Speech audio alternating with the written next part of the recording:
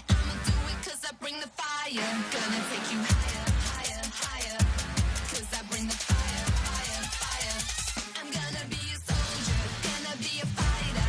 If you want it, I'ma do it 'cause I bring the fire. Gonna take you higher, higher, higher. 'Cause I bring the fire, fire, fire. I'm gonna be a soldier, gonna be a fighter. If you want it, I'ma do it 'cause I bring the fire. Gonna take you higher, higher, higher. 'Cause I bring the fire, fire, fire. Unstoppable, are you coming with me? Untouchable when they wanna fight me. Everybody wants to know my name.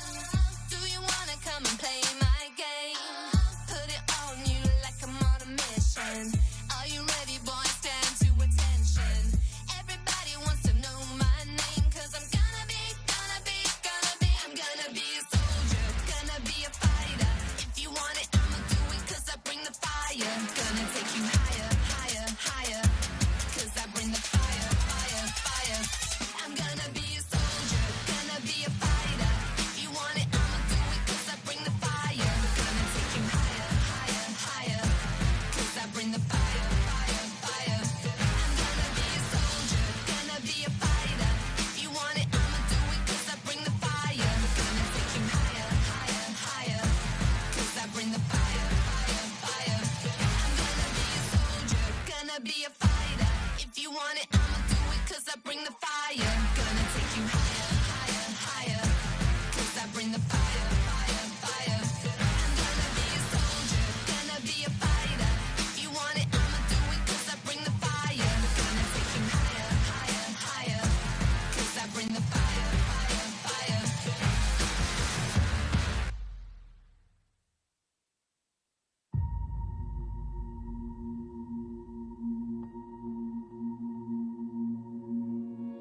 You're gonna sell all that you had before you. And you don't need a bell when you're on the ropes too. Don't tell me to wake up, it's not enough. Asleep on a wheel, not attempting to feel. You don't know who you are, but I feel like I'm in a dream. I'm in a dream now.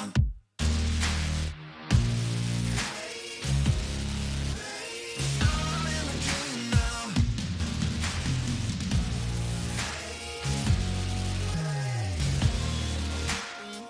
I never get enough. It's like I always find I feel like I'm in a dream. You feel the rages burning up inside. It's contagious. Begin to recognize. I know you're cheated. Get up in the vibe. Ooh, intoxicated. Get ahead of time. Inebriated. It's time to rectify.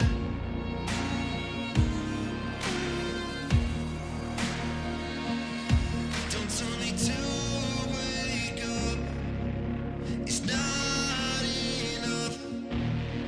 Asleep on a wheel, not attempting to feel. You don't know who you are, but I feel like I'm in a dream.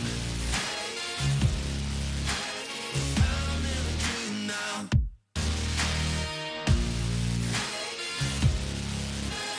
I'm in a dream now.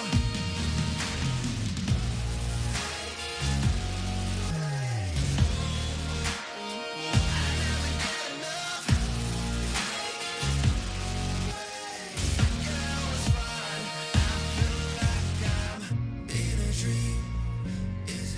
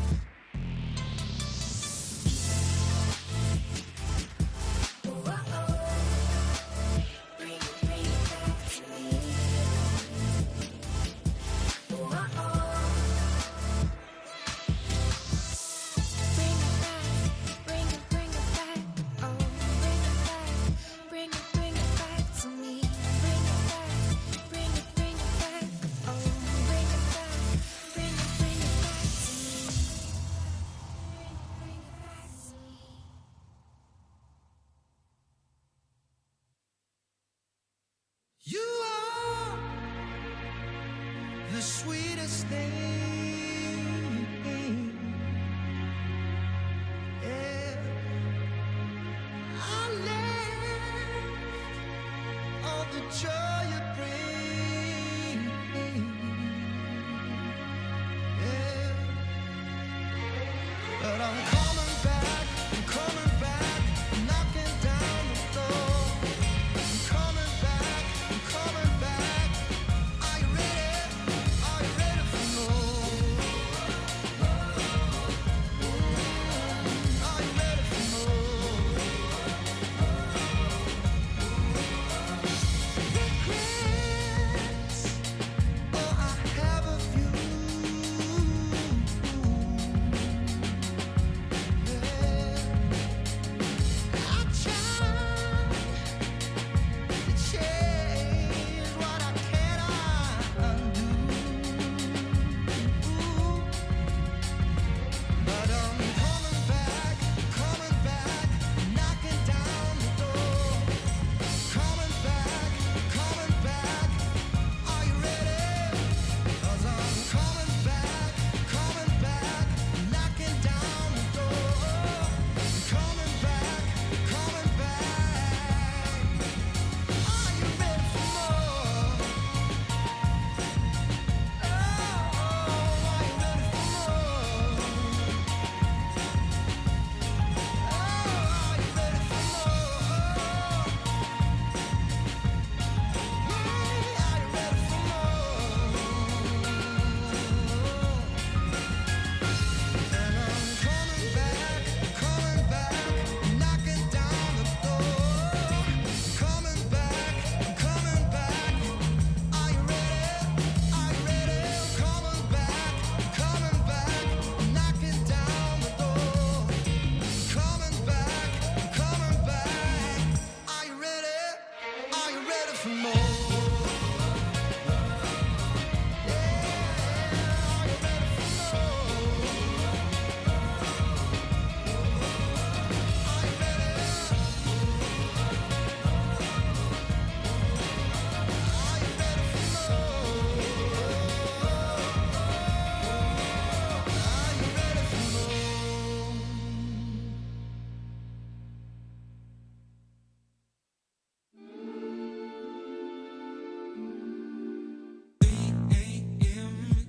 It might be dark, but I'm seeing all the sides of you. Touch my skin, baby, we might be far, but I'm only getting closer to. Feel the way it's coming in, oh. Feel the way it's coming underneath your skin. I'm sick of lonely nights and suffering, oh. Girl, you can find yourself somebody else to go through it. Feel the way it's coming in, oh. Oh, your fairy tales never look like this. And know your heart's kinda troubling, oh yeah. Oh, your little lies, you're so full of it. Yeah, you're so caught up. Yeah, you're so caught up. It makes me nauseous. All of the wrong things. That was the only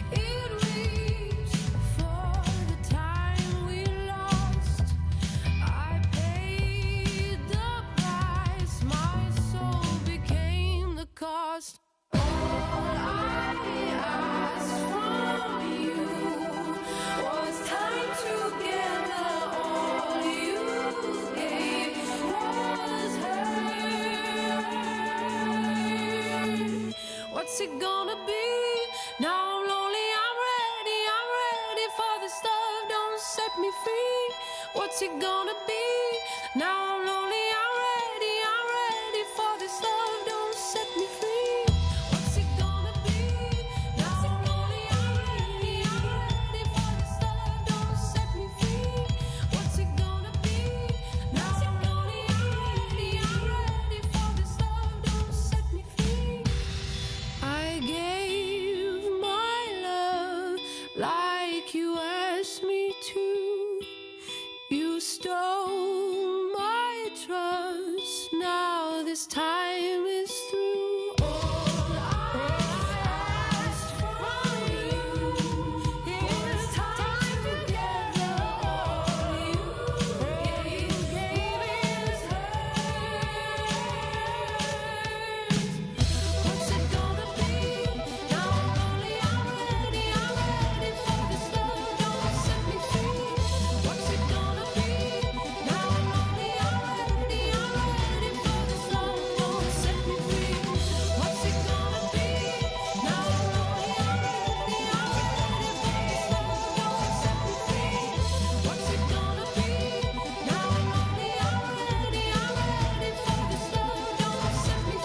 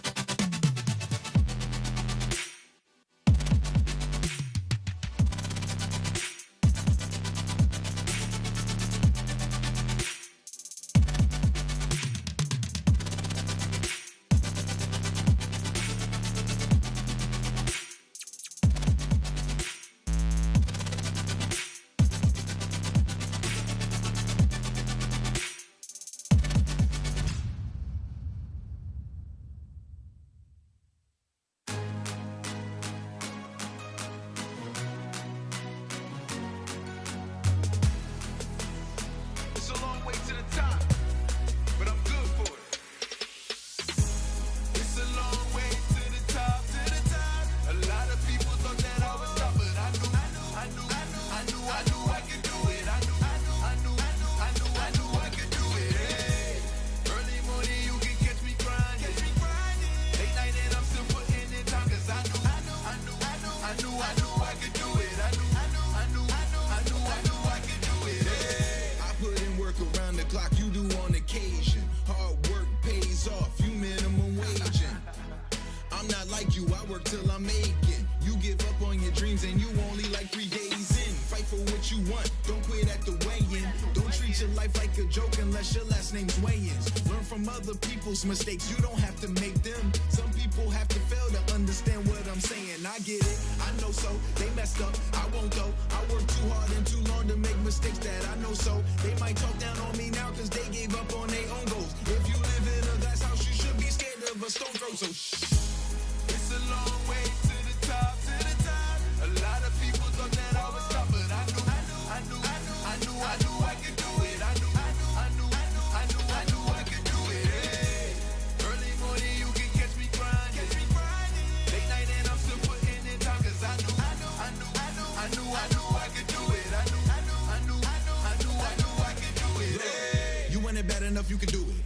just watch me, then I can prove it. Started just me in a dream, then I turned that into me leading a whole movement.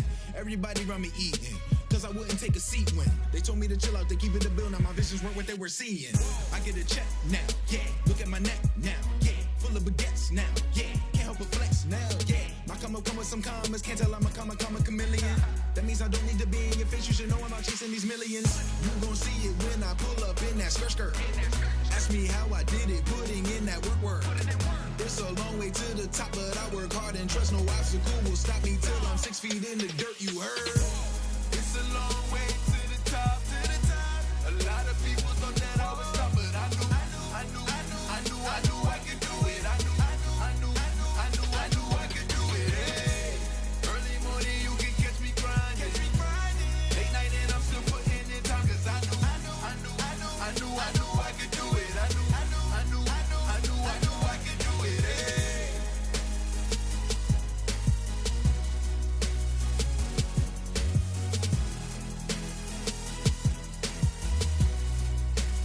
I knew I could do it. Hey.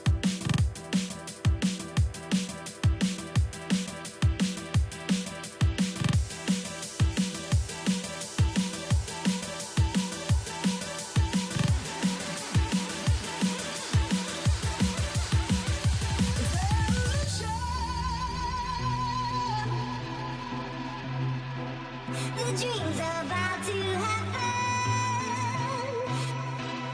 It's evolution. The dream's about to happen. It's evolution. It's evolution. It's evolution. It's evolution.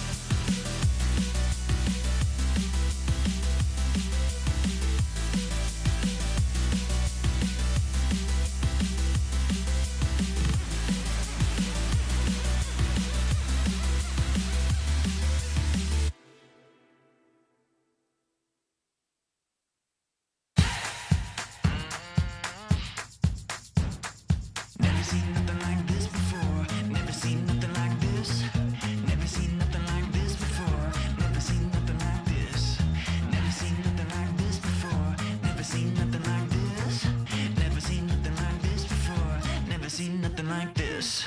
Feast your eyes, grab your shades, hit the lights and take the stage. Light the fire, strike a match. This is where the party's at. It don't matter where you're from. Can you feel it heating up? 3, 2, 1, let's go. Never seen nothing like this before. Never seen nothing like this. Never seen nothing like this before. Never seen nothing like this. Never seen nothing like this before. Never seen nothing like this. Never seen nothing like this before. Never seen nothing like this. Brand new suit, custom made, fresh to death, crush the game. Always know what's going down. Got the hottest thing around. It don't matter where you're from. Come on, come on, come on. 3, 2, 1, let's go. Never seen nothing like this before. Never seen nothing like this. Never seen nothing like this before. Never seen nothing like this. Never seen nothing like this before. Never seen nothing like this. Never seen nothing like this before. Never seen nothing like this. Never seen nothing like this. Never seen like this. Never seen like Never seen nothing like this before. Never seen nothing like this.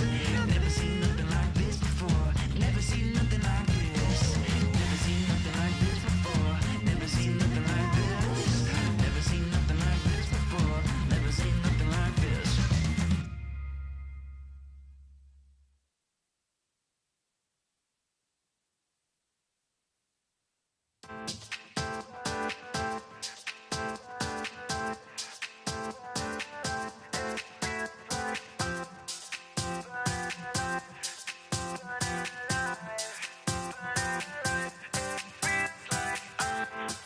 You got me waiting all night long.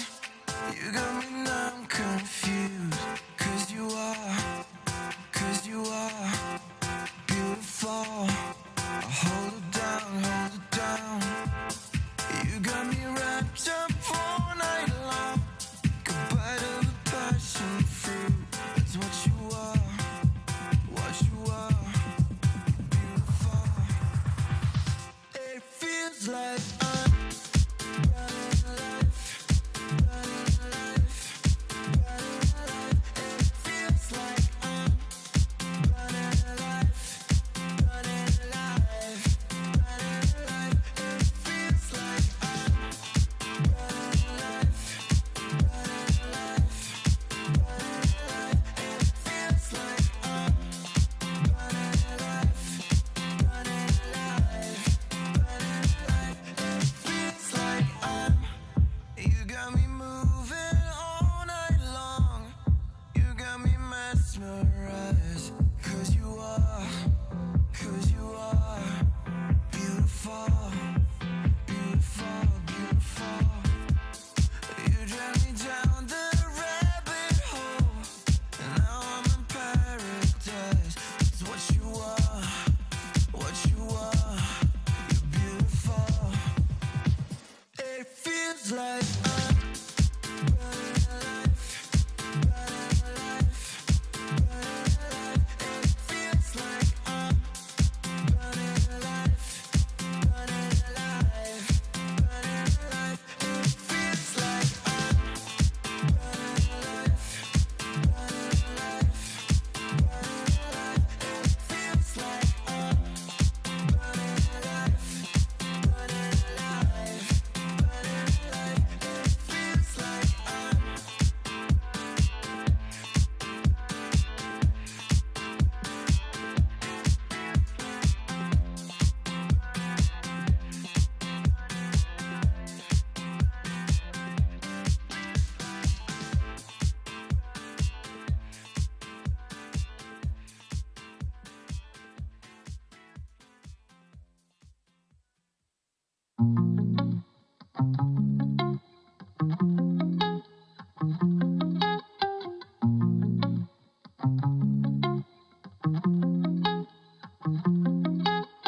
Come stand a little closer, I'll drop dead.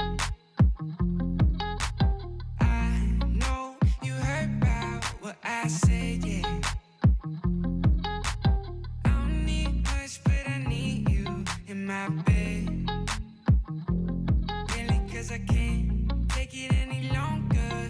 my head, yeah. So, darling, darling, yeah, yeah, oh. I've been falling, falling, yeah, yeah. I've been falling for you. Summertime blue in your eyes, know you. Looking for a vibe in your life, so darling, darling, yeah, yeah, oh. You've been running, running, you've been running for way too long. Can we find love or is that too much? That too much. Baby, are you down, down, down, down, down? When you touch down, yeah, tag me with the pound. You owning the town, town, town, town, town. So tell me when you touching down, down, down, down, down. So I could come around, round, round, round, round. I know that you don't mess with no clowns. I know that you down, down, down. Yeah, oh, we're only starting, but I'm falling for you right now, girl. I know it's crazy, but you know things get hazy when I'm in your world.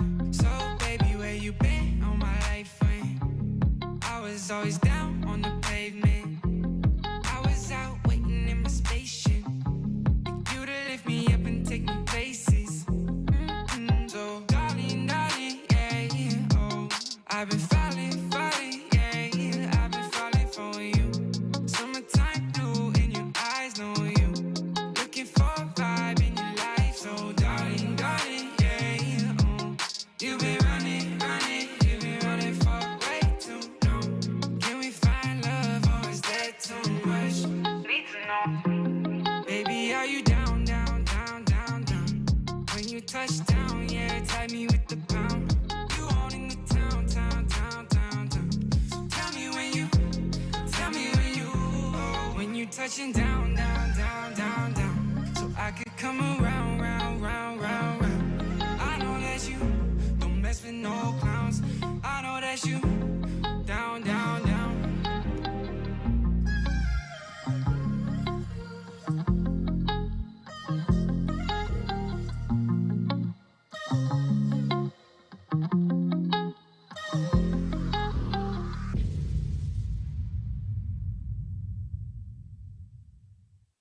I was born a champion. Got the heart of a winner. And I'll never give up. No, I'll never surrender. 'Cause I'm a winner. I'm a winner.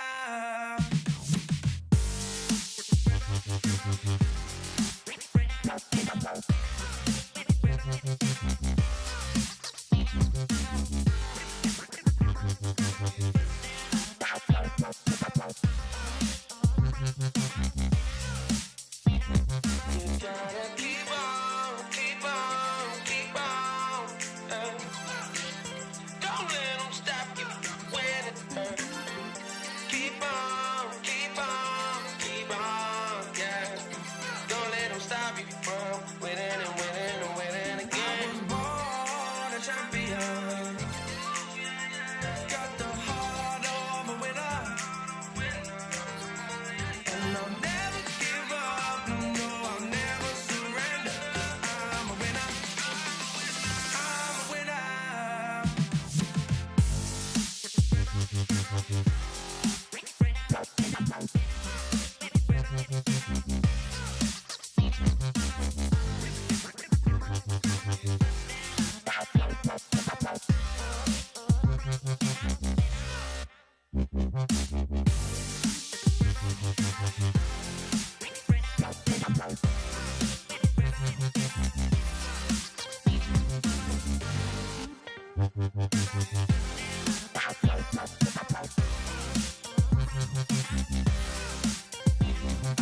Born a champion. Got the heart of a winner. And I'll never give up. No, I'll never surrender. 'Cause I'm a winner. I'm a winner.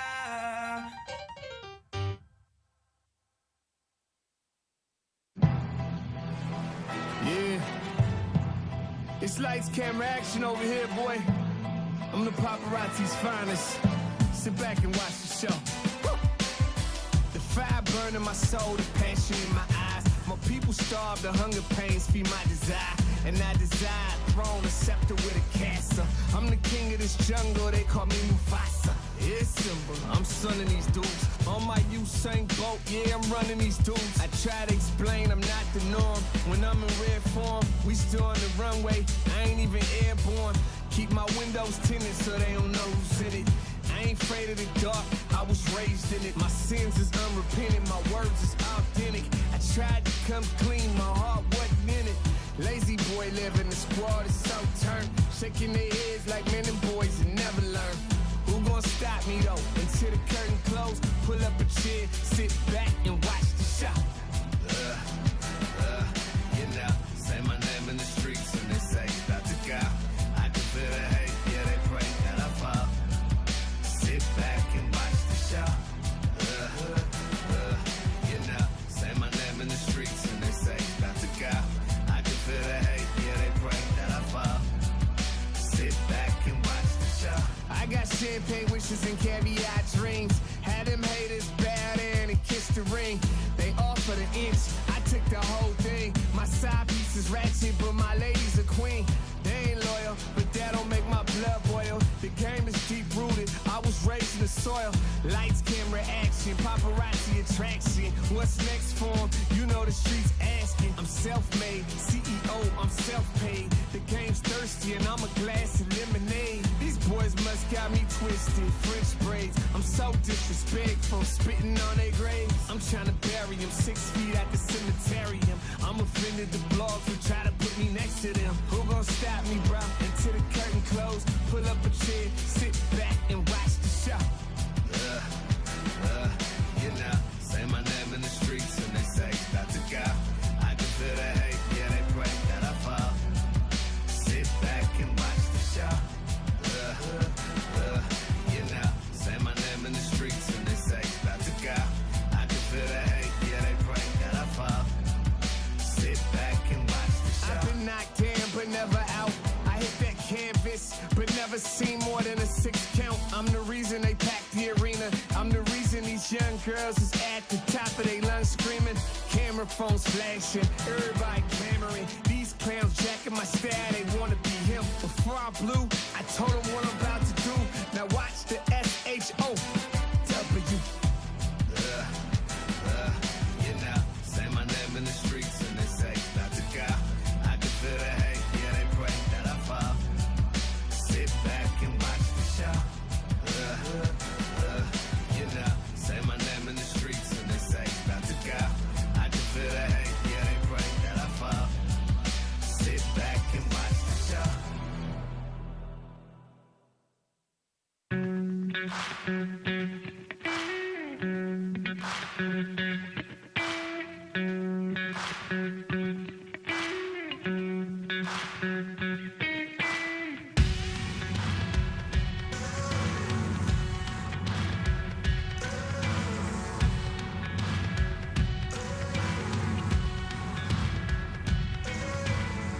Take stock late night, take a view of the city.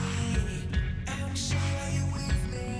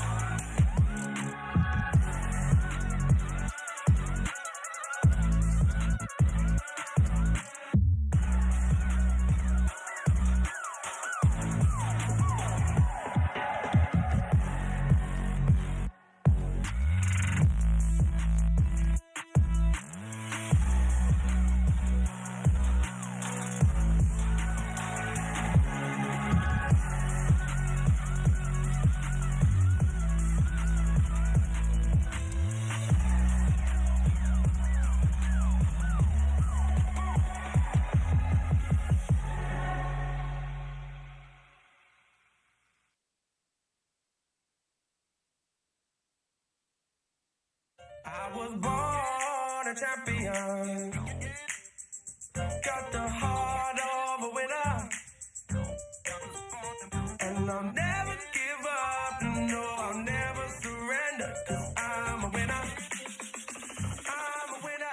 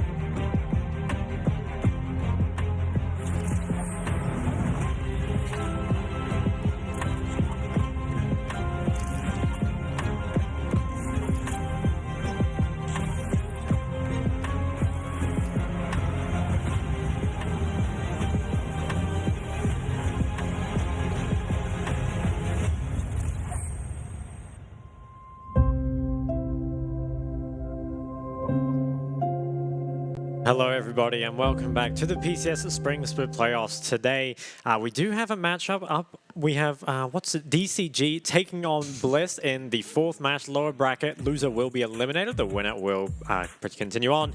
This is of course brought to you by Riot Games that carry live, and special thanks to iHotel for providing the accommodation to the Oceanic players. I will be your host for tonight's Shock, and I'm joined on the desk by my good friend and colleague, Melg. I'm a Melg. I don't know why I did that. Yeah, all right. Okay, so in the previous match, right, it was Bliss that did fall down 0-3. Now, yesterday we saw Chiefs kind of bring it back a little bit in the lower bracket. It They was got that first 1-3. win. They did get the first win, right, and they looked a lot better. So I think that, you know, there's perhaps some hope on the table here for Oceanic teams. And I actually predicted Bliss to win this series. I predicted 3-1. So for you guys that don't know DCG, they haven't looked the strongest throughout the split. They are a team that kind of... They're pretty creative. They like to flex a lot of things. For example, they flex like the Veigar, mid and bot. They flex the Gragas to all three roles. They like to play the Jace and stuff like that. So in draft, there's a lot of creativity. Honestly, quite similar with Bliss though, right? And I think overall, I should expect Bliss to be able to take advantage of DCG in draft, especially around mid, because I think that Nesty is so important for this team. And if you can take away some of his mid picks that have kind of been, you know, stuff like the Talia, the Lissandra, it can make it a lot more playable. I would be a little worried though, perhaps if, you know, Hanabi or Kriskada can look to carry. But as we will take a look at this playoffs bracket here, you can see it was unfortunately Chiefs that were eliminated yesterday up against BYG, falling 1-3. BYG do advance, but now, match number 4, Team Bliss taking on DCG, and the winner is going to have to face the loser of, what is it? I guess it's PSG Impunity? It might be Frank CFO. Yeah, I'm guessing it's Frank CFO, but it's a rough matchup. I'm kind of expecting the winner here to, you know, have a tough time afterwards. But hey, getting a second chance is pretty important, especially because, you know, you get to learn and take away so much from the stage games that you do play. So it can be quite a valuable learning experience. Yeah, I mean, this one should be an interesting one. I think, like you said, you know, in terms of drafting, both bring their own sort of take on what they prefer to draft to the table. And this is a tough one for me because DCG was one of my favorite teams going into the split. Nesty in particular. He's whipped out the Bard before, you know, you gotta respect that. Yeah, and I think especially he does a really good job at getting DCG going, especially in the early game when he's able to get prio, when he's able to get control in his lane. He kind of just spreads the influence across the map, very similar to Mission. I think that he has that sort of impact on the map as well. So Team Bliss definitely need to look out for that. I do think that their mid jungle on Team Bliss is one of the strong ones we've seen in OCE. So it will be interesting to see how that matches up. Yeah, for sure. And I think that it is going to come down a lot to the draft, as we were kind of saying before. I like that you bring up the mid-jungle thing, because I think the Bliss mid-jungle do work well together, and I think they are quite strong, and should be able to take out the DCG mid-jungle, which has been so important for them. At the same time, like, we've seen Bliss kind of struggle in the early game, and I think the DCG side lanes are very good in the early game, especially Hanabi on the Gnar. I think he's played, what, like 9 games on it, and the next one is 3, so he really likes that pick. And also bot lane, Kriskata and Orca or Char, they do have 2 supports. They play a lot of stuff like we've seen Caitlyn Lux, we've seen Heimerdinger Varus. So while they are obviously comfortable on the traditional PCS carry picks, they can look to whip out some of the other stuff, and that could be worrying for the team on your screen here. Team Bliss, Lived, Why Not, Daystar, Lemus, and Benvi. Any thoughts, feelings, concerns? Lots of thoughts, lots of feelings, and similarly lots of concerns. I do feel like Bliss, in their series that we had earlier, they didn't look... Why is he wearing a T-Row hat? Okay, let's just pretend we didn't see that. Team Bliss, they showed a lot of their weaknesses that we had sort of previously seen exploited in the LCO as well, right? So it kind of shows that they haven't fully been able to show up the weaknesses as of yet. I'm hoping that they've been able to... What are they doing? I've lost my train of thought completely. I'm hoping they've been able to review from their last 0-3 and really try and fix up their mistakes, because it does feel like they did have some good looks. Yeah. It's just a matter of getting those good looks to a win. Yeah, I can definitely agree with that. Bliss did choose blue side, as we saw there, which is perhaps unusual for them, because Daystar normally makes very good use of that red side 5 pick, but I actually quite like it versus DCG because, I think Nesty doesn't play a lot of counter pick champions, doesn't play a lot of the carries. Like, he kind of just plays something that impacts the map anyway, and also, I think it makes it a lot easier to ban, because now you don't have to respect stuff as hard. Like, for example, the first pick Gragas that comes through, it allows you to take away the Sejuani if you want. I believe there was also, from the side of DCG, a lot of Wukong priority. I can't remember exactly, but I believe Hana had some crazy number of games on Wukong. Yeah. But here they are, Hanabi, Hana, Nesty, Kriskata, and it is Orca playing today. So kind of the one we saw more often throughout this split anyway, but, worth noting. What do you feel have been DCG's main issues going into the last weeks of the split? Because I feel like at the beginning, they were very reliant on Nesty to sort of get themselves going. Whether or not that's changed towards the end of the split, do you have any thoughts on that? I think they still somewhat have the reliance. Like, the side lanes, I think, have definitely performed better, but I still think there are those key picks where DCG look way better on, right? Like Nesty on, his Gragas or something like that, and then Hanabi playing the Gnar. Now, worth noting as well, they are just always willing to flex stuff. Like, they even played Cassante mid, and so it feels like maybe Nesty's found more picks that can kind of enable that style, right? It was just happy to play pretty much whatever. I do think DCG have a bad habit of kind of moving away from those things, though, and kind of trying to play something else. Like, we saw Yona Nakali come out from Nesty, and it didn't look so good. But here we have a stats comparison between the 2 top laners here. Forward percentage is very high for Liv. Remember, this is comparing against other Oceanic stats, but it's still very impressive, 47.5%, nothing to scoff at. Yeah, I do think that Liv has definitely started to come back after a relatively lackluster 2022 for him, and he's really reasserted himself as one of the better top laners in the league. Obviously, being on the international stage is a testament to that. But on the other hand, I have to wonder, what is that hand pose that he's making? I've seen that so many times, but I've never actually asked myself what he's meant to be doing. Beats me. I don't know what it is. Wiping his hands clean, maybe? No shot. Something tells me that, that might it's be not it. that. You reckon it's that? I don't know. Something in the back of your mind? Yeah, the voices in my head, you could say. I have those too.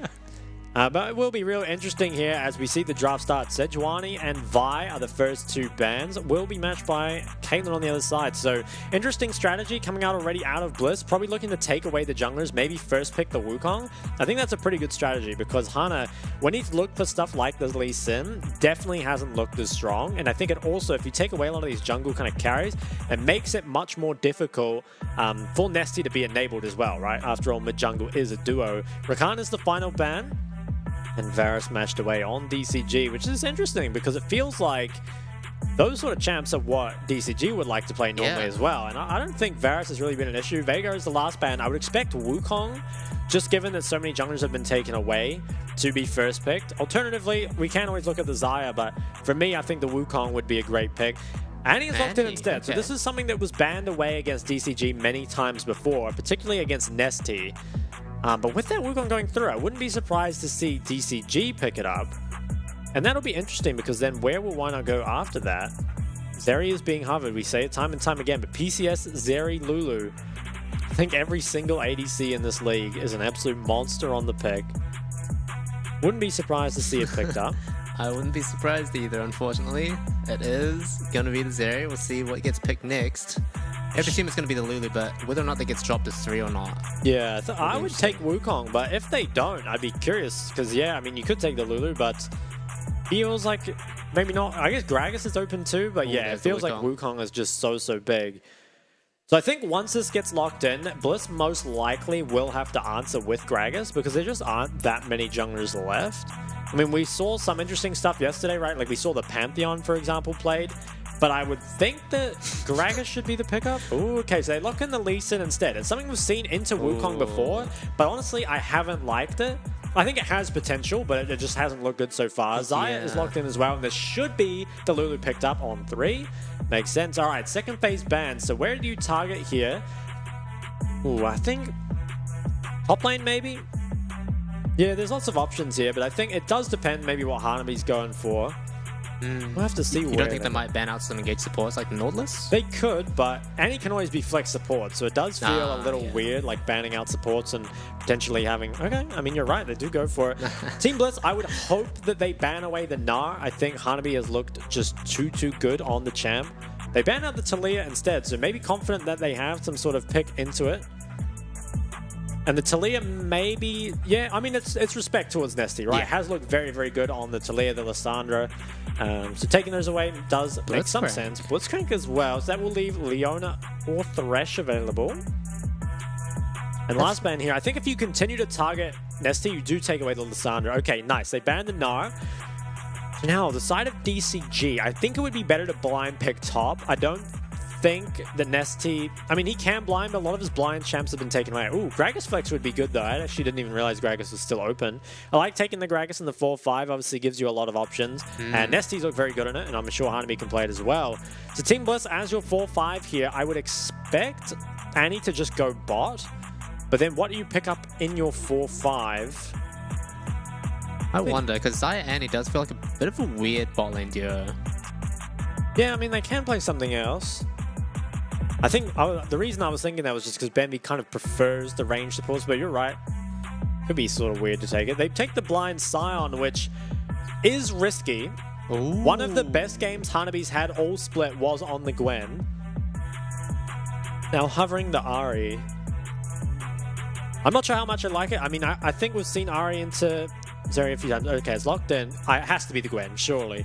Gwen or Cassante, I guess, but he had such a monstrous game on the Gwen, and it's been picked time and time a Gwen into the Scion, so I really hope they pick it up here.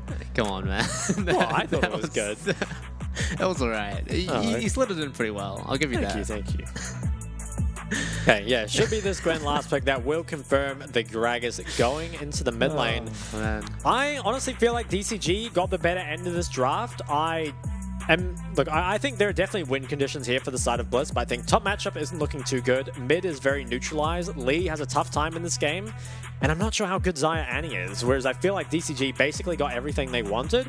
We'll have to see how it goes, but I think not taking the Wukong first pick was a big question mark for me. But I mean, we'll see how it goes. I like at least that Blitz have quite a lot of proactivity because they did struggle with early game quite a lot in their previous series. And DCG, obviously not quite as strong in their early game as some of the other teams, but it seems like the PCS as a whole is a bit stronger in the early game than OCE, so you've got to kind of respect that. Yeah, it does feel like the sort of key sticking point for the OCE game so far has just been, how far behind do you fall in the early game? Because it does feel like pretty much in all of the games so far, it's just been the PCS finding an early advantage and really just pushing it until it hurts. And yeah, I just wonder if things have changed for Bliss this time around. The thing I'm most worried about is the Lee Sin pick, because it does feel like, like you said, a lot of these lanes are kind of neutralized. So it's going to be very dependent on whether or not Wino can find these angles. But there's just such a high bar of execution that there's a lot riding on him. It seems so hard, yeah. Like, can you really play Lee? Because you can't really gank middle top, it feels like. And maybe you can gank the Zeri, but with the Lulu, the Grax, and the Wukong to peel her, I'm not too sure, so I'll be really interested. I feel like Why Not needs to play kind of above and beyond to be able to carry this game. Admittedly, I think the Ari Lee Sin has the potential to move around the map, and we've seen from the Team Bliss mid-jungle before that they have found that impact, right? Yeah. But I swear the draft is so much better for DCG. The Team Bliss have definitely opted to index a lot more into that stronger mid jungle, like you said. And I mean, to be fair, it is definitely one of their strengths, like we talked about in the pre-game, right? It is something that has brought them win after win during the LCO spring split. But yeah, it's just, I mean, if there's someone that can get it done, it's why not? This guy is psychopathic. He'll find the weirdest angles possible and get it done. Yeah. Even at the cost of his own life, he will find He the will find engage. it. And I respect that because if you can kill Cascada, right, that takes away so much of the damage. Yeah. Obviously, there is still other sources, right, the Gragas, the Gwen, and stuff like that, but it really is Zeri that provides the bulk of that. So if you can take her out nice and early, perhaps can kind of play front to back with Lemus on that Xayah. Put out a lot of DPS, I believe, when he played it last. Bot matchup, I think, is going to be interesting because Zeri Lulu seems like that kind of combo that you can punish early game, but it never really seems to happen, right? Bar having a Draven or something, it always feels like Zeri Lulu just gets through the early game even and then kind of, hits the mid-game spike and kind of rolls them over from there. So they do have like good gank setup, right? We've got that roaming Ari from mid. We've also got like the Annie stun and obviously the Lee Sin. So there are ways to make it happen. I'm just not too sure if it will happen. Yeah. Cascada, I wonder if he'll take Cleanse. I feel like he should, up against the Ari and the Annie, but I do think that when you take Cleanse, you do lose a little bit of power in the team fight, right? Because you don't have the Ghost. But we are going to head on to the Rift here. One thing I'd actually really be curious to see at level 1 is the Scion used at all? Because we haven't seen any kind of lane swap shenanigans or level 1 invades. But Scion, he has the potential for all that. Yeah, they do have a lot of good level 1 strength. We'll have to see if they go for anything quirky. But day 4 of the PCS Spring Playoffs, Team Bliss coming up against Deep Cross Gaming. Will they be able to keep Oceanic Dreams alive? I sure hope so. Yeah, we certainly hope so. Cull picked up by Cascada, has the Cleanse as well. It is the Comet picked up here by Nesty. We've seen that time and time again, I think, up against the range matchups. As we have a pause. Well, I mean, I like to think that's good for us. We're very used to our pauses. Although, same with PCS to an extent. Yeah, it's the pause Both very championship pause series heavy for a leagues. reason. Yeah, it's been in the meta for a bit too long. Yeah. I mean, looking at the map, we can't tell a whole lot, but it does look like it's Pretty a normal. fairly standard fan, right? It doesn't seem like anything's going on at level 1, but I mean, obviously not a lot to talk about because nothing has happened. I still want to kind of bring it back to that top matchup because I think that it's kind of weird to...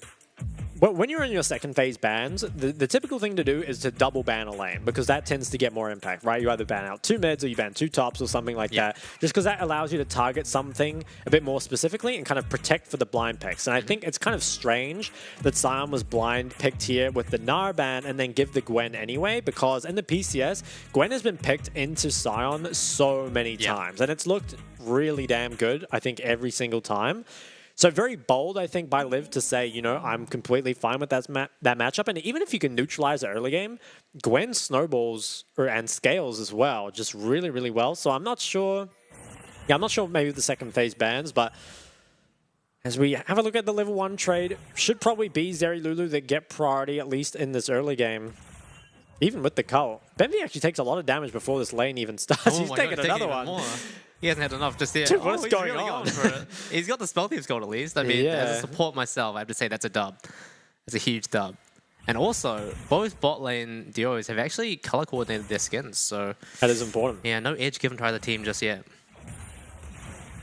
Looks like they will be pushing for that pride. Lemus takes a lot of damage as well. Orca obviously has that Airy, can kind of provide a lot of that strength in the lane. As we do see both junglers starting on that top side, most likely will be pathing down. It's pretty hard, I think, to pressure either mid or top here, although there's some pretty heavy trades going on top, so we might see someone head towards there. A little bit of damage traded back in the mid lane here for Daystar. Feels very hard to ever pick up an actual kill on Gragas. Just has so much sustain, especially when he gets that Catalyst. A lot of Gragas do go for the Rod of Ages. Now, there was one game, I think you missed it, Amel, where Nesty played, I think it was like Night Harvester electrocuting Night Gragas. I thought that was pretty chad. and had a is big pretty performance on it, but I would not be expecting to see it here. He's just going to keep clearing out the waves. There's Hana. He's looking for a level 2 gank. I mean, we have the E flash. Oh yeah, he's looking for a Daystar. Might be in trouble. Gets body slammed. Does land the charm onto Hana. Is going to be forced to burn the flash to get away. The why not is here. Or whatever comes next, but it's like not too much. It was a nice charm by Daystar, but ultimately did lose his flash. A lot of HP and subsequently a lot of pressure in this lane. I think Ari should be able to get priority in a lot of the early game here, but is now going to struggle. And it's not the end of the world. Ari obviously doesn't really need to snowball lane to be effective, but it's a gank that you'd prefer wouldn't happen. Is why not? He's just going to maybe look for a bot. I mean, they are very pushed I up. think that ward has They're just still barely very healthy, spotted them though. out. He has got a good angle in this. Lands a Q onto Cascada, but it's going to dash away. Yeah, a little Not bit of too damage much. traded over. Certainly isn't the end of the world, and I think Hana most likely will come... Oh, okay, he's not going to come down and ensure it crashes. We'll look towards the Scuttle Crab instead. I suppose the side of DCG most likely are safe crashing this in. Scuttle going to be picked up, and now there is mid and bot priority for the side of DCG. And Hana, maybe he can look to use that to invade. That early gank actually made quite a big difference to the mid priority. Yeah, gets spotted out here. Why not is watching very carefully. Doesn't want this red buff to get stolen away, and Benvi has stun available as well. Daystar is unable to move though. He's stuck underneath his turret, so you have to assume Nesty is in the area as well, and it looks like it is just going to go the way of DCG. Yeah, really rough start, I think, for Wynot, and we need him to have a big performance in this game, but you can kind of see that was sort of just a bunch of mistakes piling on top of each other. So what happened, I hold that thought, we have a little bit of a trade on the Benvi. To kind of break it down for you guys, the initial gank mid was what allowed Nesty to get priority, and then because Wynot went for that gank bot, invested a lot of tempo, and then ultimately, once lost that mid and bot prior, was just invaded off his red buff, so it's not the start that you'd want, and Wynot doesn't have many camps to farm, so it's going to look top onto Hanabi. Yeah, Has the Ghost, though. Somehow made his way into the top lane tribe, but hasn't been spotted as well. He's warthog past the ward that Hanabi has set up in the river, but this is still pretty hard to gank. Hanabi likely has the W available, and it looks like why not? Probably just going to back here. Yep. Recall will come through as Hanabi is going to be able to grab all the CS nice and early. And having a CS lead already in this matchup does feel pretty good. Obviously, the Gwen, it scales so well. But not expecting it to win lane all the time, but already ahead here, which does feel pretty solid for you. Nesty does always feel good when he has the ability to impact the map, and I think this is a matchup where he's certainly going to be able to do so. We've kind of seen Nesty struggle, perhaps up against some of the stronger laning mids. You mentioned Mission for his impact on the game before. Oh, flash. Nesty going for the flash but he body hit slam. 6. Yeah, there's no follow-up there, really. Nesty doesn't actually have enough mana to keep trading in here, and Benvi's in the area now as well. Probably not too much going to come out of this, but very aggressive play there from Nesty. I'm not too sure what he was looking to achieve there. Yeah, I'm not sure if he thought he was going to get 6 and maybe didn't because Lulu sapped XP, although Benvi... Benvi's in trouble. Might actually get taken out here. Oh Has my to flash away. Oh, flash forward from Orca secures the kill with the point-and-click E. First blood going the way of DCG. Oh, that's rough. That's rough for Benvi. Yeah, it is rough for Benvi. Was caught out of position. Hana actually predicted over the wrong wall, and that was what forced Orca to flash for that. But honestly, a kill on your Lulu early, like it's not as good as the other members, right? But it's actually not too bad. Can accelerate just a little bit faster. And with that kill, now looking towards the drag. So it looks initially like Nesty, oh yeah, so Daystar would have been level 5 without much mana, but because he dematted the cannon, was able to hit level 6. And then Nesty kind of just ran out of steam here. But Benvi, he invests a lot of cooldowns onto the wave, and then passed very greedily despite that, after taking damage, investing all the cooldowns. And Hana is the one who catches him out. And you'll see, Hana, he goes over the wrong wall here. You kind of see why. But Benvi, he almost managed to escape. But Orca, he took him out. I don't know how I got Corker, but anyway. Gotta put a cork in that one. No, nothing. Nothing. Okay, why not? He's going to grab this bot Scuttle. First Dragon was, of course, picked up there by DCG. And I think this is, while it's not the biggest goal deficit or anything for the side of Team Blast, it's warning signs just because I feel like you need to win early game here in order to win this game. It feels like DCG's scaling team fight is not only easier to execute, but also just stronger. And I think Team Bliss's mid jungle really needs to find some sort of impact or play on this map, you know, whether that's Heralds or ganking bot or something, in order to kind of break this game open for them. Yeah, Lima's trying his best to build his own advantage, but wait, Cascada's going in. That's actually chunked Limas all the way down to half HP there, while under his turret. And overall, both bot lane is still relatively even. Which does feel a little bit bad for the side of Team Bliss, because I can't help but feel like you get outscaled by the Zeri Lulu when it comes to the late game. Yeah, I think Xayah specifically does scale very well, but I'm really looking more towards the other, places on the map. I feel like the Sion up against the, the Gwen Zeri really kind of runs out of impact, or I guess pulls out of relevancy, I guess is what I'm looking for. Just like pretty you. quickly. Oh, okay. Jeez, thanks, Amal. Okay, Sorry, so that with that was a bit burn mean. in mind, DCG, they're going to hit this tower. Wish that were Amal right now. Yeah, Lima's unfortunately forced to sit and wait until they're able to get a little bit closer, but harder for the area now. Limas might be a little bit greedy here. He does have all the sums available, so maybe not feeling too bad. But Benvi, though, Benvi is not in a similar situation at all. Gets taken out by Cascada, no flash available for him to get out of that. Now Limas all on his lonesome. I don't think DCG can dive this, but they can definitely try. I think they can. There are both sums and ult though for Limas, but I'm pretty sure he's dead. Well, Polymorph, he's very dead. He's just immediately dead. This is so immediately taken out. This is so weird from Bliss. So they hard commit to playing towards the Herald, but the problem with that is that weak side's your bot lane, and it feels like bot lane is kind of your only scaling win condition in this game. So if you want to do that, you probably need to either swap your bot lane up or just make sure that they like push the wave first, so that they don't get counter dived. And then on the other side, Bliss, on the bot side, if you know your jungler is going for Herald, why on earth do you walk back up to the tower? It's something that I think Limas was actually criticized for in the LCO playoffs, was actually playing too aggressive on that weak side. And I'm not sure why they felt like they can contest that and instead just fall further and further behind. It feels Bliss making the same mistakes time and time again. Yeah, it's always a rough situation to be in where you're forced to give up like 2 or more waves just because your jungler isn't on the same side of the map as you. And Team Bliss, unfortunately, feeling the effects of that, and really, it's really the worst case scenario, right? When you are forced to miss that CS, but then you double down and you die as well. It's rough. Really is. 2 kills on Cascada's Zeri as well. We've seen time and time again what happens when these Zeris get fed early.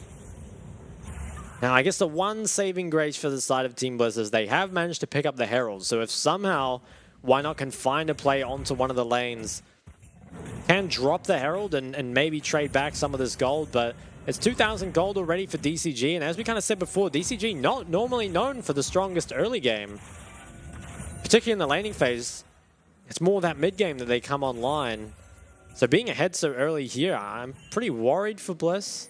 Yeah, mountain of gold for DCG is continuing to get higher and higher, and Cascada also very close to finishing his cull as well. Oh, it's done. Just as I say it. Why Not, though? Looking to see what he can achieve in the mid lane. Might just prop the Rift here. Actually, Dacer getting forced back into the turret. Charms up Cascada. Oh, not Cascada. Nesty, actually. Might actually be able to get the kill here. Oh. Nesty just making his way out of there. Why Not trying his best to secure the kill. Does manage to pick up that one on the back end, but Cascada, on the other hand, getting Benvi once again on the bot side. These guys aren't allowed anywhere near their tier 3 turret. No, they really aren't. Once again, I think, I'm not sure what happened to Bliss's bot lane. Maybe we're too far up there, but really nice job, I think, by Nesty to delay that so much, because if he dies there for free, it will just be the Herald dropped mid as Limas, he looks to contest this wave. Benvi is not quite around yet, so it takes a lot of damage for that greedy path and is forced to ult. And then after that, you have no business being under this tower anymore. Looks like he tried to get the wave early and then decided to leave. Benvi still without flash, or I guess had to use flash somewhere in there. Oof. And was just taken out so quick. I think, credit to Why Not for trying to look for something on that mid wave, but, ganking the Gragas is so hard. I think it's just so difficult to be a Lee Sin in this game. Obviously has picked himself up a kill and still has the Herald. Second drag, though, it's already Mythic Shield Bow completed for Cascada. I don't think Bliss can win this fight. Shirelli's popped from the side of Orca, but no follow-up there. They might just look to try and finish it off. Does get taken by DCG, and now the fight is breaking out. Williams is on the bottom side of the river without his support, actually, but they're trying to see if they can chase this one down. Nesty actually dropped very low. Is going to get taken out by Benvi, getting at least 1 kill to his name, and now Cascada going to be the target. Why Not getting a little bit too cocky, a little bit too excited there. It's going to give another kill over to Orca. Yeah, I think Bliss should have been happy with the initial kill that they got because it looked good, although Lived perhaps in a little bit of trouble. He has the flash, but Hanami can just trade the Ghost with him if he needs to. Has the Conqueror already fully stacked up. He's taking a lot of damage. Might be forced into flashing. He doesn't have the ult available. Yeah, Hanami just keeps going at it. Snip, snip, takes down Liv very low. But once again on the bot side, Lima's actually going in. Same with Benvi. They find a tempo. They actually flash away. Manages to pick up the shutdown from Cascada. Now Orca, very low on mana, all by himself. Limas and Benvi actually making magic in the bot lane. Yeah, very, very nicely played there by the side of Team Bliss's bot lane. And I think it's a very important shutdown going on in the ADC if you want to get back into this game. And I think this is a fight that Bliss probably shouldn't win, but so much damage has been taken by Hana on the Wukong, as well as Nesty getting chunked out on the side. The Dragon was picked up, but I think Bliss probably should have just been happy to grab this kill onto Nesty and disengage after that. Even just getting one kill here, I think, is honestly pretty good for your current game state. But why not? He does try and chase for a bit more, but there's just so much tankiness with the lifesteal, the shield bow, the Lulu on top of all that. And his team just isn't quite in position to be able to follow up that damage output. Why not now? Getting looked on again. War top's over. Rift Herald is up in a minute, so DCG looking to see what control they can get around here. Nesty just barely missing that body slam. Has the explosive cask available, but chooses not to use it this time around. Maybe Limas can use this time to trade some more gold bot. I think Limas is the person that needs to carry this game for the side of Bliss. I think everyone else is definitely going to struggle. I mean, maybe Daystar can find something, but I think it's kind of up to Limas. Lived. He's going to be able to ult away. Hold on out of there. Hana close. tries to block it, but not quite close enough. 3 people expended for the side of DCG on the top lane, trying to take down the tower as soon as possible. Meanwhile, Nesty covering down on the bot side. Does actually hit the body slam explosive cast, but not quite into the turret. Does manage to clear the wave though, at least? Yeah, if Nesty can survive here on weak side, it would be good, but I don't think he can survive up against 3. Hanabi has TP, but he just invests at mid. Nesty should probably leave, but it might be too late. If he can avoid at least giving the kill to Limas, that's probably the best case scenario. Maybe he can tank the wave off the tower. I don't think he can, though. Oh, Daystar's coming down now as well. There's no way Nesty is gonna... There's no way he makes it out of here, right? He's got the flash available now, actually. Might be able to try and make a play happen. Trying to clear the wave, but stunned up, charmed up, does get taken out by Why Not. Limas actually dropping very low, but lives to see another day.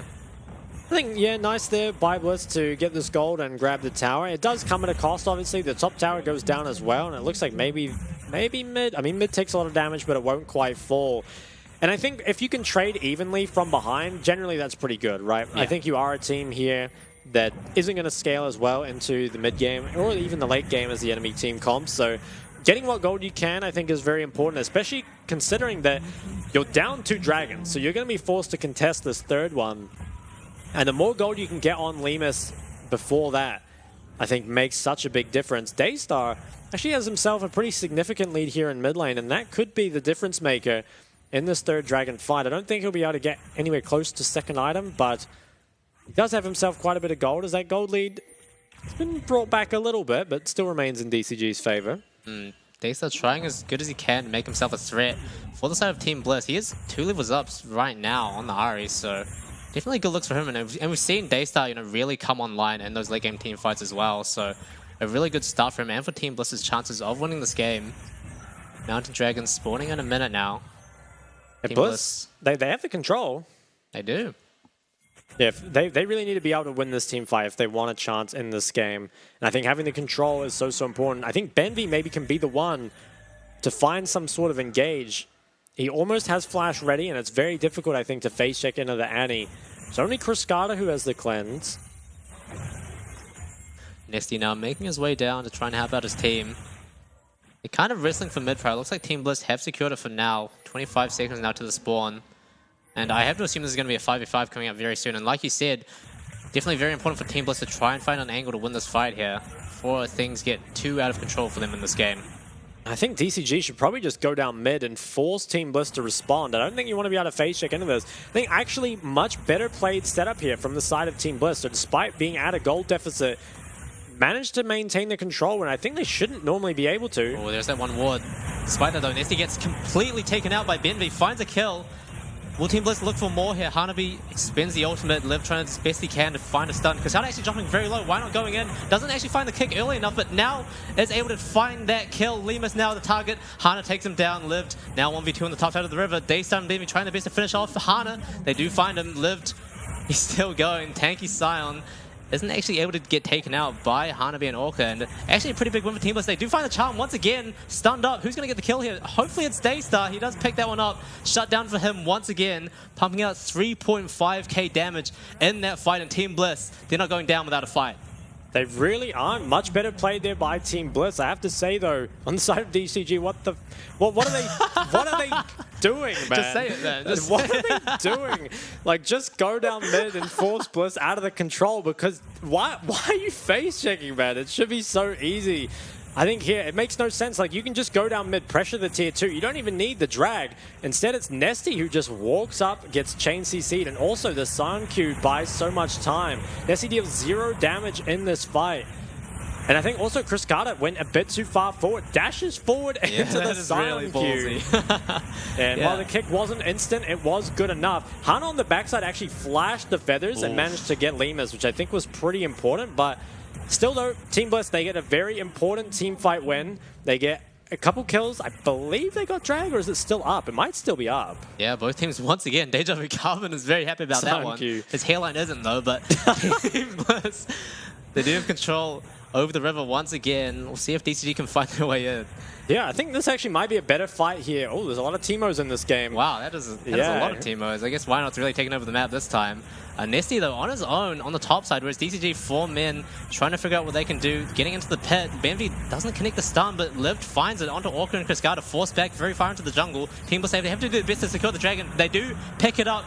Limus now forced into the back of the pit. 3-man body slam from Nesty. They find so much damage there. Cascada now on the other side of the wall, cutting off any chance of escape for the side of Team Bliss. Daystar and BMV trying their best to get out of this one. Cascada on the chase still. BMV, I don't know if he's going to make it out of this one, but looks like sides are on Daystar for now. Dropped very low, forced to flash away. Zeri W actually finds the shutdown onto him, and this time it's DCG who take out 4.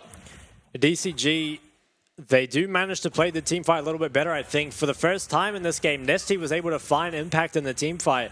And it was impact that was definitely felt for the side of Team Bliss, as they were pretty much all CC'd and damaged by the Gragas combo.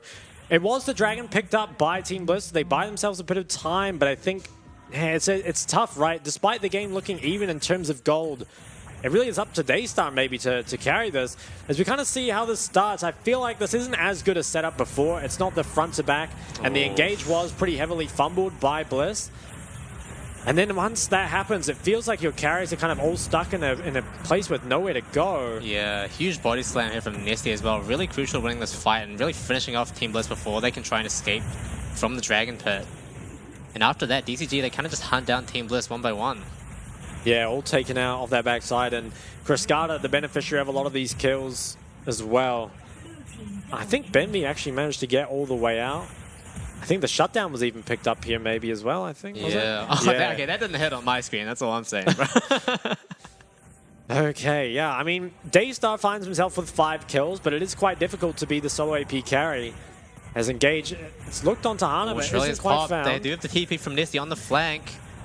Well, who's he looking for? He's looking for Benvi once again. He hasn't quite had enough this game so far.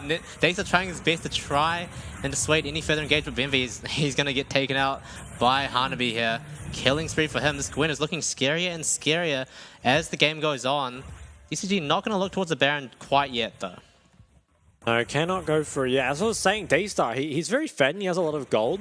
But Ari's not exactly like the solo AP carry that we'd maybe expect to see Daystar on. You know, something like the Aurelion Sol, the Veigar, the Syndra. Champs the scale very well and can 1v9 these games. While Ari can find a lot of impact with charms and can perhaps burst, it's difficult up against Cascada with the cleanse.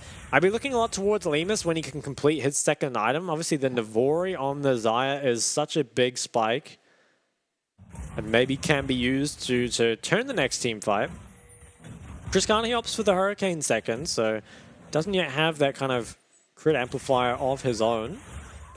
And then making short work of these waves, yeah, he's going to be able to farm up a Storm. Maybe he can even get his third item before the next fight. It doesn't look like too much will happen in the next couple minutes before that Dragon.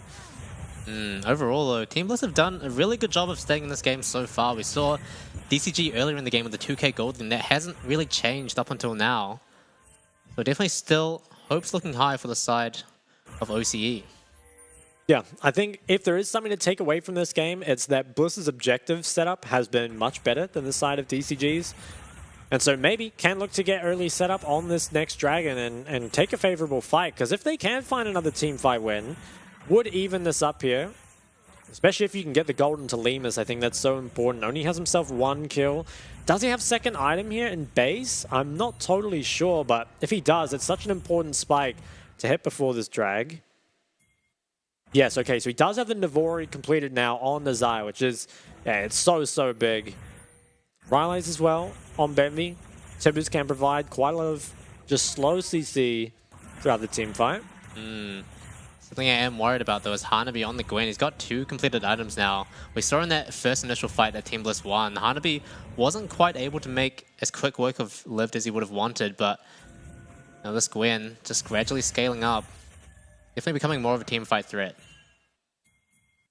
There's really strong. Has himself a pretty sizable CS lead up there as well. And it is that red side 5P that we've kind of felt like PCS have used a lot better than Oceania, at least so far.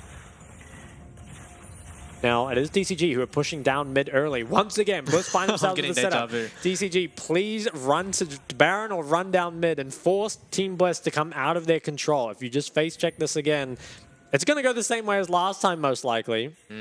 Both teams really wrestling for this mid prio. Nesty has a pretty good angle on this, so has the flash move with 2. Hana flashing in, finds 3 with the Cyclone, does get kicked away, but I think the damage is already done. Hanabi trying to see if he can clear him to the back line. Benvi once again dropped very low. Why not? Deleted from the map. Same with Benvi and Lemus, and now Lived 1v6 even with the Wukong clone up on the map. Isn't able to survive too long this time, and 3 kills for the side of DCG means that Team Bliss are really in trouble. They are. It looks like they will now lose the Baron, although Daystar, he's TPing in to maybe try force Hanabi off the drag. No, he's just going to push out the bot wave instead. So will be 3rd Dragon and Baron picked up for DCG, as well as find themselves currently with a 4K and going to be more gold lead after this Baron is picked up. And it feels like with that team fight, Bliss's chance in this game, they're definitely running out. Maybe there's still... Oh, Daystar, can he steal it? I have hope. I believe. He did go for it. Yeah, can't quite get it. But it's going to be tough. I mean, especially Lemus not having flash. And Hana, he just found such a good engage with the Wukong onto them so early. I mean, look how much damage is done on a Daystar before the fight even starts. And Hanabi had a great flank as well. It kind of just feels like Bliss caught completely out of position and with no options. They're completely just separated and destroyed in this fight. Yeah, so much damage coming out from the side of DCG. Double kill for Hanabi and Kriskata as well, doing so much work. Now 3 items completed on the Zeri. That's scary. For sure. Now, looks like DCG should look to play 2 lanes, most likely mid and bot, see what they can get done. Bliss, we've kind of seen them in this position before where they managed to find some kind of crazy engage back into the game. Kriskata, he has both his sums, but you still kind of feel like he has to be the target. As Bliss, they're being forced out of this top side or this bot side jungle. Maybe they're going to look to try regain a little bit of control and look onto Kriskata early. But he has so much peel, and with the sums, Shilbo now 3.5 items completed. It just feels so hard. I mean, maybe look towards why not to find a flank or even Daystar to find a flash charm. Yeah, it does feel like you need some kind of miracle pick or angle to really try and shut down DCG here. I don't know if they're going to be able to hold this turret. Team Bliss actually has Daystar waiting in the bush. Does get spotted out by Orca though. It feels like the key player for DCG is going to be Hana. He's been really good at finding those engages on the Wukong so far this game, really helping his team to clean up the fight from there. But DCG actually going to back off for now. Oh, Daystar actually finds Orca, forced to flash away. Explosive cast does dissuade any further chase, but why not still looking for it? Q doesn't quite connect. Something is definitely better than nothing. They get Orc's flash and could be a place that you look again, although there may be a re-engage here. And DCG, they don't end up going for it. Now, it was, I think, pretty good here by Bliss to kind of at least delay a lot of this Baron pressure. It doesn't feel like much actually happened. I guess it was tier 1 bot that went down. It looks like this tier 2 top is going to stay alive for now. So it isn't the biggest Baron power play that we've seen before. And it does feel like you don't have many options in the game as Bliss, but are going to be forced to take this 4th Dragon fight in only 2.5 more minutes. Can you get any more scaled up before then? Probably not. Looks like most major items have been completed. Well, why not actually going on Hanabi here? Forces the ult out. Not going to mean too much, but why not still showing that he's not afraid to really limit test in this game? I mean, maybe that's what Team Bliss needs, honestly. Yeah, it is definitely, I think, you've got to do something crazy to get back in this game. It's not going to be won by just standard play. Lemus, I don't think he's going to be able to complete what looks like the BT before next fight. And have a look at Cascada's items. Oh no. The man is very fed, as well as having that Lulu and both Sums. And the Mikhails as well, on top of the cleanse. That is going to be one tough 80 carry to kill for the side of Team Bliss. You know, we talked about how they have a lot of setup available to find those picks, but with 2 cleanses, it becomes a lot more difficult. Really does, yeah. I think maybe you have to be a flash kick angle. Why not? He does have it, but it's very difficult to find the angle. Although Bliss, they're here early, once again, looking to try get that early objective set up. DCG, they dealt with it a lot better the previous time. Lemus, though, has to be careful on this mid-wave. Hana, he's waiting in the wings. He missed the cannon. Happens. Sorry, I had to call it out. Oh, actually, a very crucial pink ward for the side of DCG. I'm not sure how Team Bliss haven't spotted this one out, but I have to hope they find it soon, because that, you know, with both top and mid laners for DCG having TP available, okay, why not? He hears my calls and finds the pink ward. It's cleared out. That's top tier 2 that goes the way of DCG as well. And with the mid and top down, they can push up mid very far. Why not? Looks like he's going to be fine on this mid wave. You really don't want to have to lose your flash or anything before this critical 4th Dragon fight. DCG, they are taking out all this vision. Cascada, you know, feels so strong with the sums and 5 items completed that he can just be the one to frontline. And we've seen many times before, the Zeri's just flashing in 1v3 and kind of cleaning up the fight with that. TP, it comes in from Hanabi. Is also almost full build, has so much gold for himself. Bemby is down 6 levels to Hanabi. I don't think you want to face check him. Actually, really wide flank being taken here by Hanabi. Yeah, Hanabi forcing Team Bliss to really be scared about walking the jungle here. They spotted him out earlier, but Hana actually looking in on why not, finds a second Cyclone as well, but his team isn't quite able to follow up on that. Hanabi doing his best, but why not actually getting 1v1 by Hana? Meanwhile, Bemby once again dead to Cascada. He's on a killing spree. We'll see if he can find any more kills. Explosive cast comes out, knocks Liv back, tries to get the knock up onto 3, but Nesty finding the body slam as well. Lemus forced to pop the ultimate, but Cascada, he's on a rampage. He's going absolutely crazy in these team fights, pumping out so much damage for DCG. 3 kills once again. Might be the Dragon or potentially the game as well. Yeah, I think that most likely will be the game, unless Daystar can find enough wave. I mean, I suppose Bemby's actually up pretty soon. Maybe it won't be the game, maybe just one inhib. Yeah, I don't think it's going to be the game, but that is 4th Dragon that will be picked up by the side of DCG, and most likely can just reset and look to set up for that Baron as well. Down 10,000 gold. I think Bliss probably... Yeah, I don't know. You almost want to start thinking about the next game, but Cascada doesn't have cleanse, which is maybe your one way back into this game. Daystar, he still has flash, so if he could somehow find it. As we'll take a look at the replay here. Hanabi, he found the flank of a Sentry, just walked all the way around. Avoided out the vision really nicely as well. And Bliss, you know, they kind of back away from sweeping the flank. Why not? He face checks when he probably has no business doing so.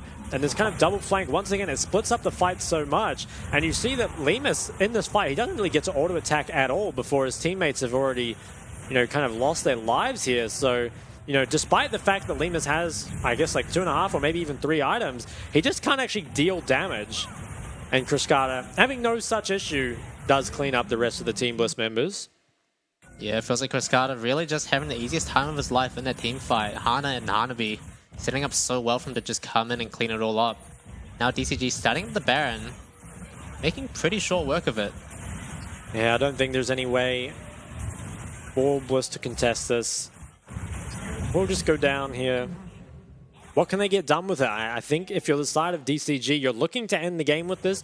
Obviously, can play it slow and wait for that Elder Dragon, but do you really need to? To add insult to injury, Cascada picks up the QSS. They really he has so many tools for surviving here. Hanabi, he's going to be pushing in that top wave. has 5 items completed for himself as well. Is extremely strong.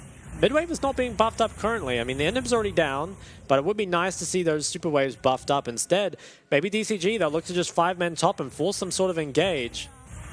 Yeah, so DCG actually not really worried about the mid wave for some reason. I would have thought it'd be better to focus 2 waves in at the same time, but instead, Team Bliss actually able to wave clear most of this away.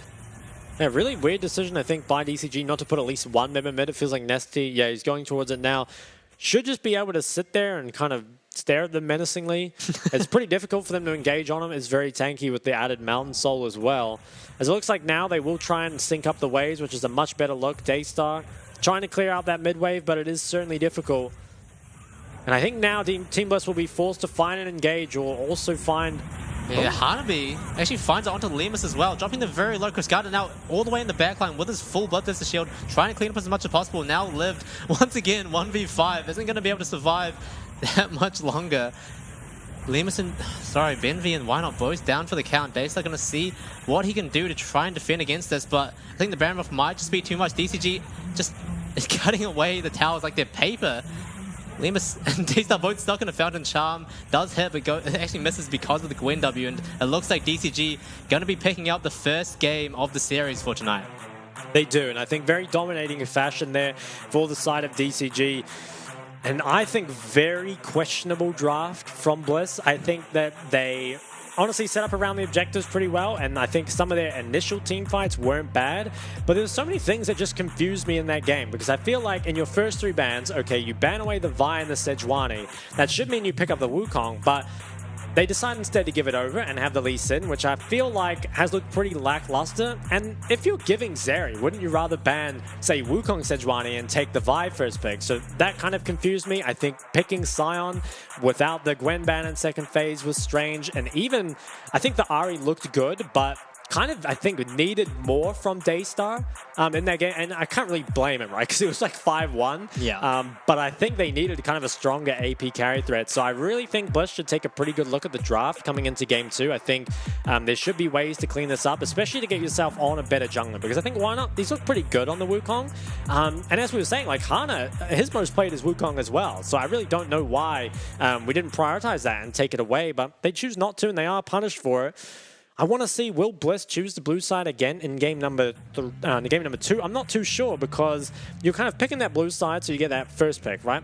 It's the Annie, you don't have to ban it away. It allows you to flex it. But did you get value out of the Annie flex? Don't really think so. Ended up having to verse the Gragas flex on red side, which is very tough anyway. So yeah. I really want Bliss to take a look at the draft. I feel like gameplay-wise, obviously can be improved for sure.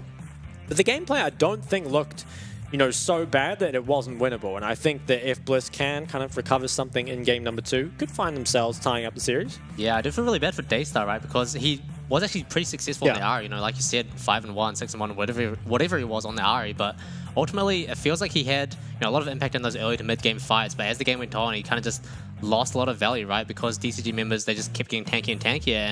And like you said, Ahri isn't really much of an AP DPS threat.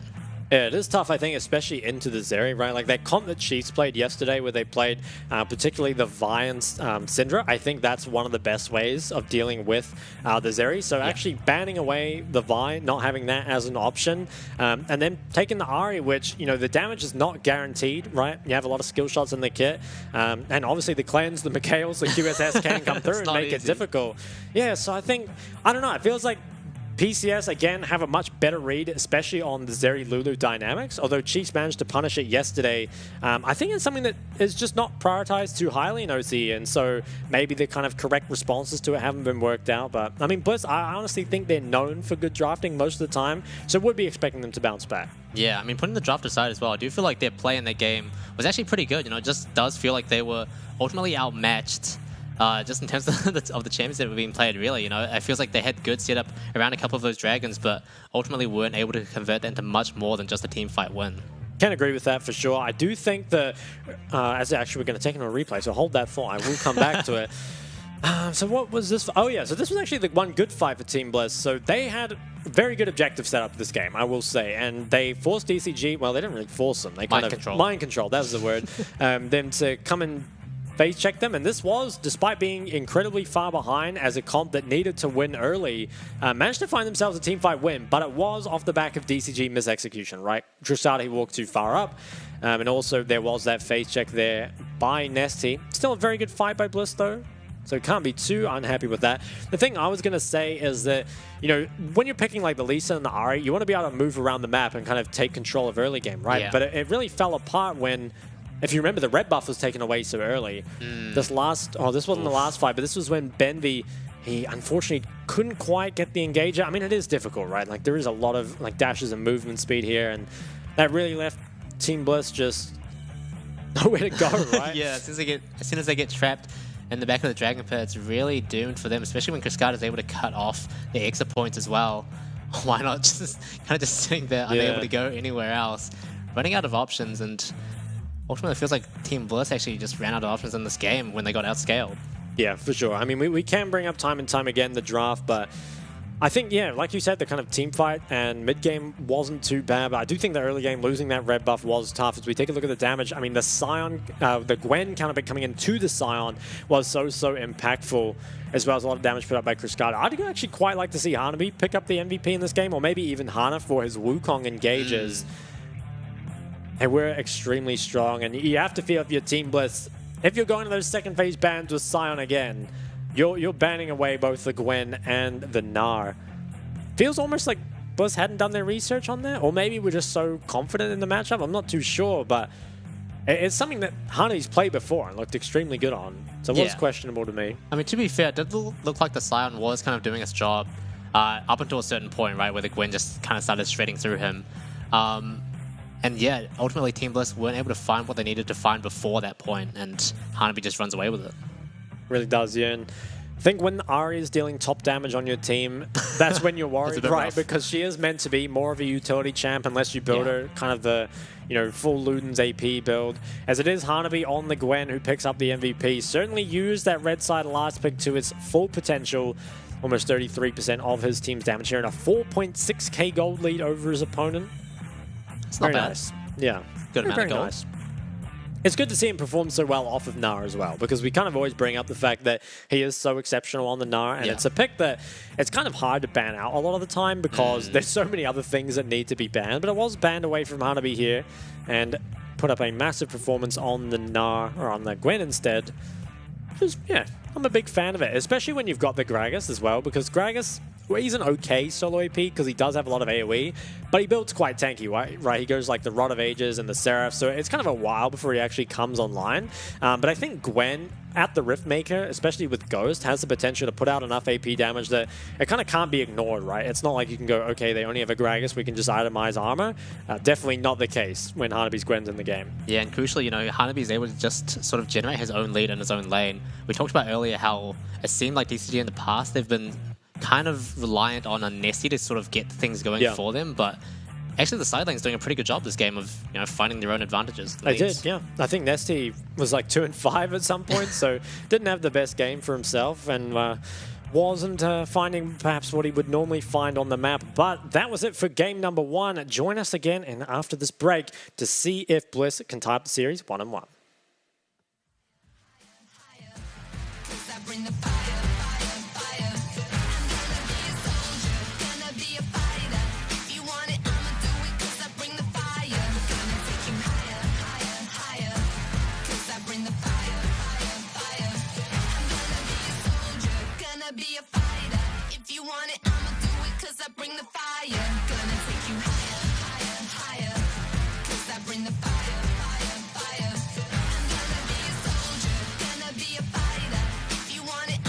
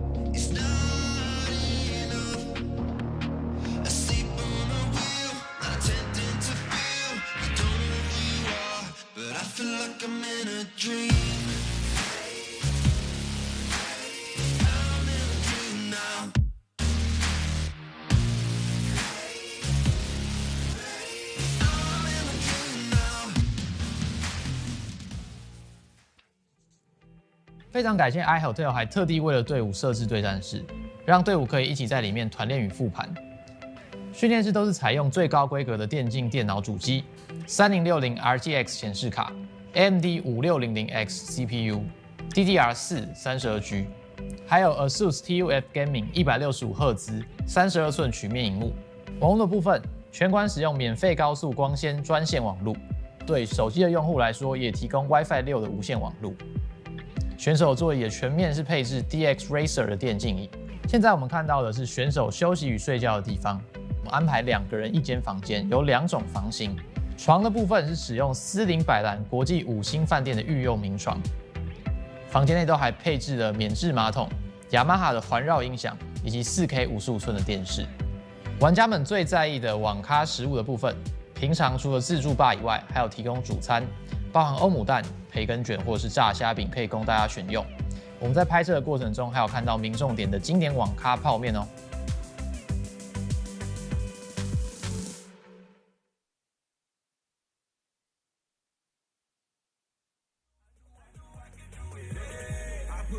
Around the clock, you do on occasion. Hard work pays off, you minimum waging.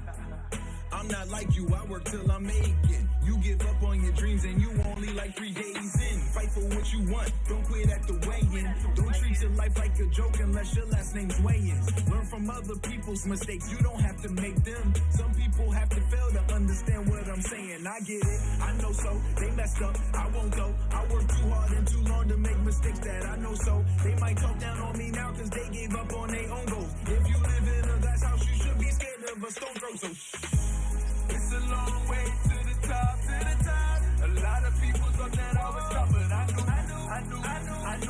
I could do it. I knew I could do it. Hey. Early morning you can catch me grinding. Late night and I'm still putting in time 'cause I knew I could do it. I knew I could do it. Hey. You want it bad enough, you can do it. If you just watch me, then I can prove it. Started just me in a dream, then I turned that into me leading a whole movement. Everybody around me eating, cause I wouldn't take a seat when they told me to chill out, they keep it a bill. Now my visions weren't what they were seeing. I get a check now, yeah. Look at my neck now, yeah. Full of baguettes now, yeah. Can't help but flex now, yeah. My come with some commas, can't tell I'm a chameleon. That means I don't need to be in your face, you should know I'm out chasing these millions. You gon' see it when I pull up in that skirt. Ask me how I did it, putting in that work. It's a long way to the top, but I work hard and trust no obstacle will stop me till I'm 6 feet in the dirt, you heard? It's a long way to the top, to the top. A lot of people thought that I was tough, but I knew I could do it. I knew I could do it. Hey. Early morning you can catch me grinding. Late night and I'm still putting in time 'cause I knew I could do it. I knew I could do it. Hey.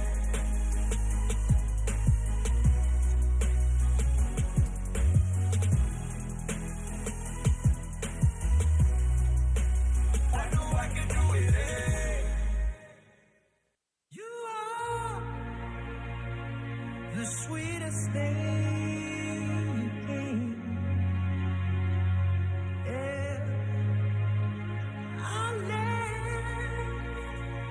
all the joy you bring. Yeah. But I'm coming back, knocking down the door.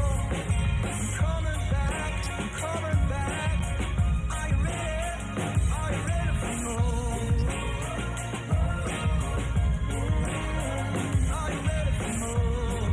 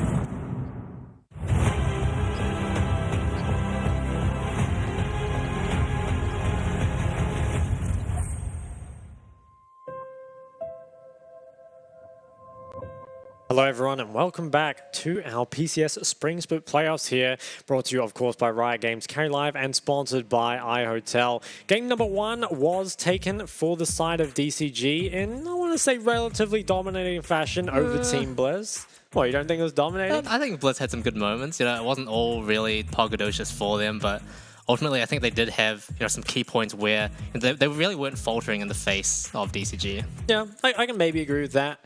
I do think they made it very difficult for themselves in the draft. That's true. But I think the draft actually had potential. Just a couple different optimizations. Maybe take the Wukong or the Vi first instead of banning that away. Could be the play. I would like to see the Wukong either picked or banned away from Hana because he's looked a lot better on that on that champ. Sorry, than a lot of the other picks that he's played. And like I said, it was like, I guess that's now his 10th game on the pick or something like that. It is Blizz that choose blue side again. And honestly, I don't hate it. I think if they can just tweak this up a little bit, actually have themselves a very playable draft here. So we'll be looking towards that in this game. In terms of, I guess, like how the game actually went, I think they actually did a reasonable job of stabilizing the early game. There was, unfortunately, that red buff that got taken away. But other than that, it wasn't too bad.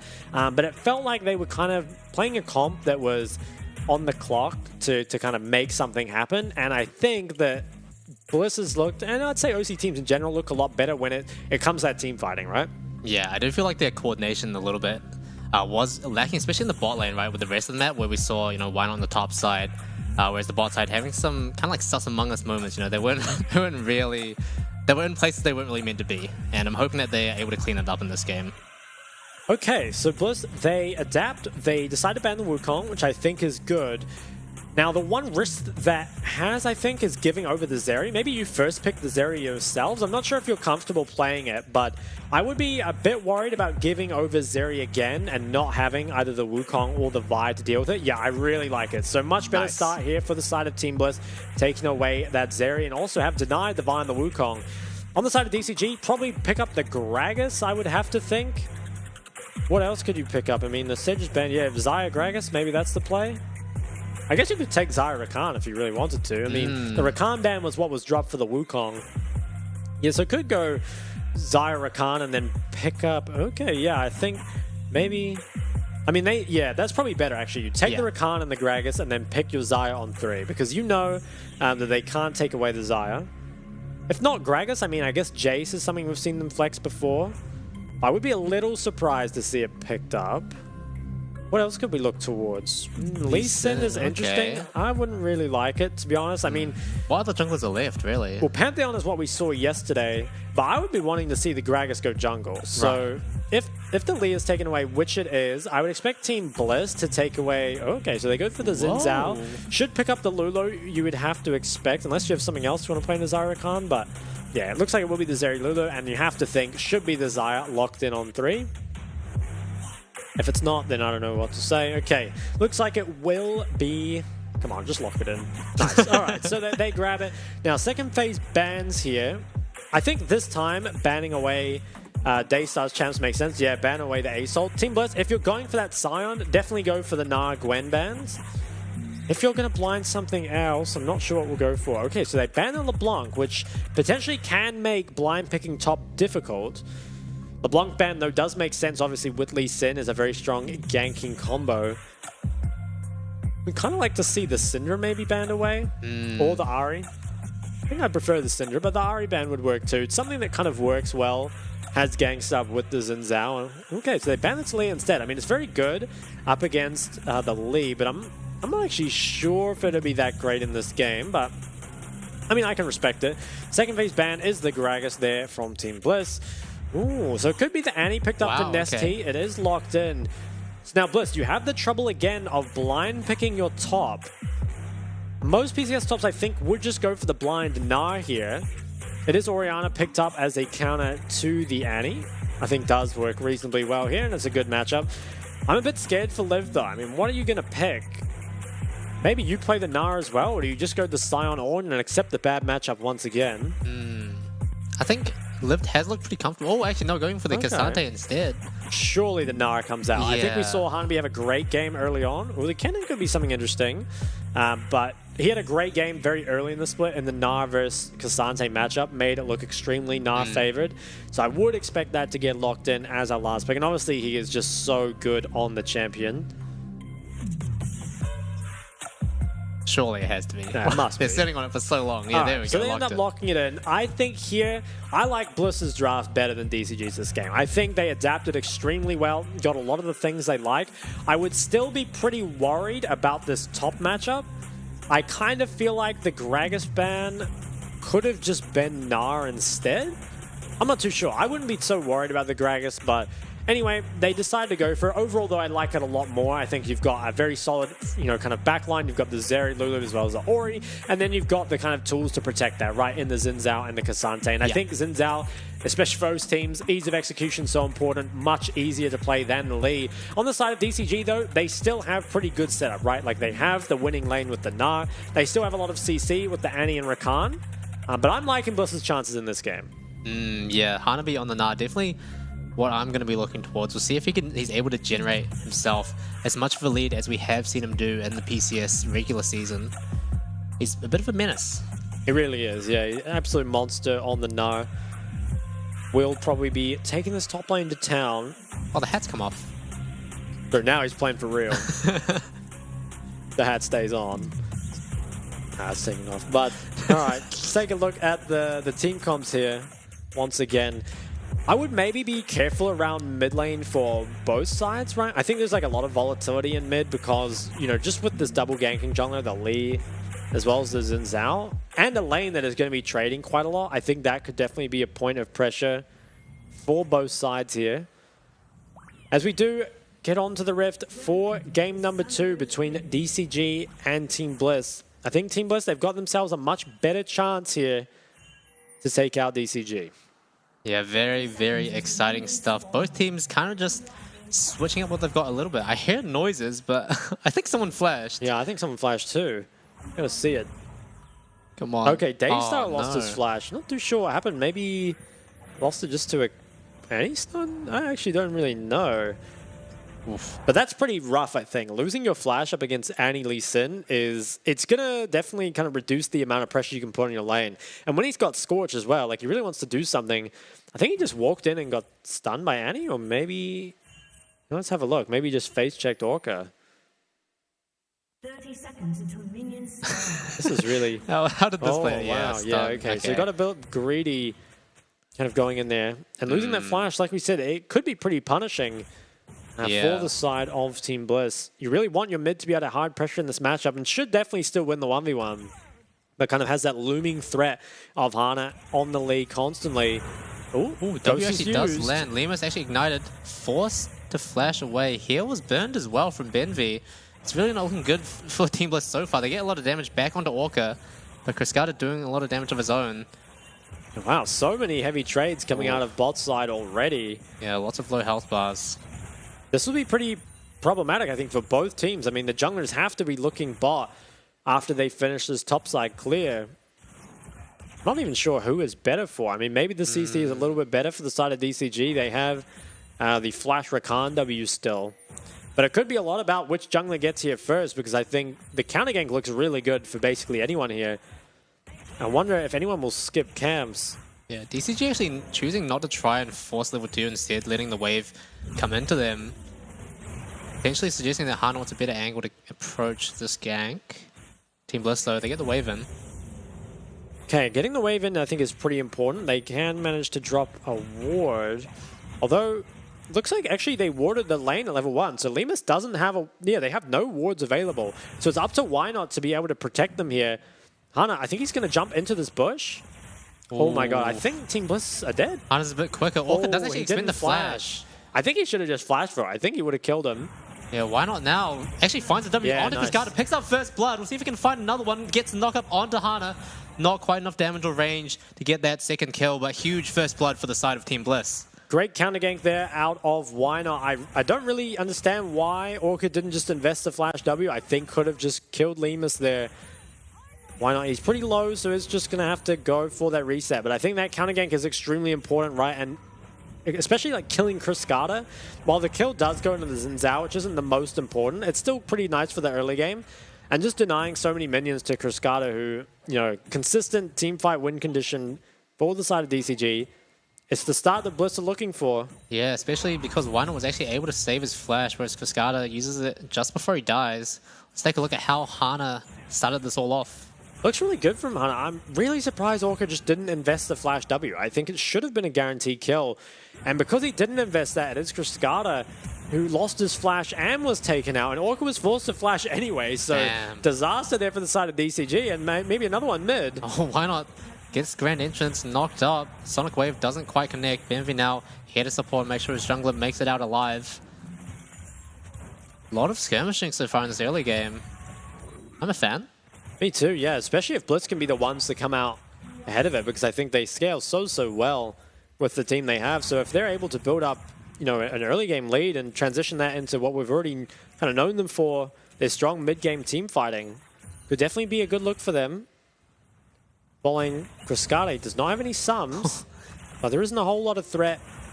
Oh, Limus actually gets knocked up. Cascada looking to see if he can follow up with his damage. Actually finds the root. I'm not sure why BMV walked back in there, forced the flash away. The ignite isn't going to be enough, but the last auto attack is. Why not finding the knockup of his own onto Cascada, dropping very low.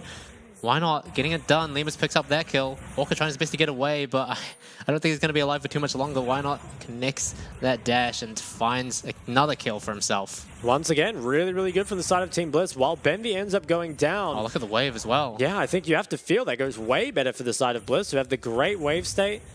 Deny many more creeps again. You kind of can't ask for a better start, as well as a much more playable draft from the side of Team Bliss. Very much liking their chances in this game. Top lane, though, could remain a bit of an issue. I mean, at least so far, the CS lead hasn't really been built up at all, but we've seen Hanabi, he really punishes top laners, especially for grouping at the wrong times. We often see some of those early dragons where top laners might commit to roaming down the map for them. Hanabi instead plays for that 1v1, just builds up that CS lead, and then becomes a very scary split push condition later on. DCG, though, looking at starting up the first Chemtech Drake. Envy, I think, will spot them out, but most likely just going to be given over. First Dragon going the way of DCG. It does go over. I think it doesn't really matter too much for Bliss. I'm kind of glad that they didn't try and contest it, just because their tempo was pretty bad. I don't think Lemus has reset in a long time because he was freezing that bot wave. Now all they have to do is make sure that they survive on this wave that's pushing out. They're looking pretty healthy, though, and Lemus already has the cleanse and almost has the flash up as well. It looks like they should be safe here. Oh, Hana's in the area, though. He's looking to see if he can find an angle onto this. Does get spotted out by the control ward in the tri-bush. Team Bliss can be very much aware. Nessie actually expends Tibbers onto Daystar when trading. Now, why not here? Gonna be a little bit too far from the finding thing, but Lemus and Mivy actually dropping very low. Not too sure what happened there. Must have been a great entrance into a whole lot of feathers from the Zion. Now, actually, this looks a lot more gankable for Hana. Team Bliss looking very low here, forcing the heal very early on. Good call from them. Liam's actually flashing away from the great entrance. Sonic Wave does connect. Looks like Hana's going to be picking that one up, but one goes down in return. Benvy picking up a kill onto Orca himself. It is that 1-for-1 as Livs. He's very low in the top lane. Most likely will be fine to clear this up. Oh, as we see another fight. Dropping out so much damage, but actually gets taken out by himself. Shut down, goes the way of Cascada. Now Benvy on the run. Doesn't connect those last two. Benvy, stop. It's not worth it. He does back off there. Wow, I mean, yeah, so much action across the board. 8 kills already.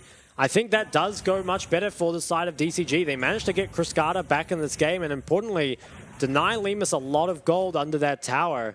It is Bliss still that are in the lead, though. He just got a faster base. It's all good. Yeah, I guess suppose so.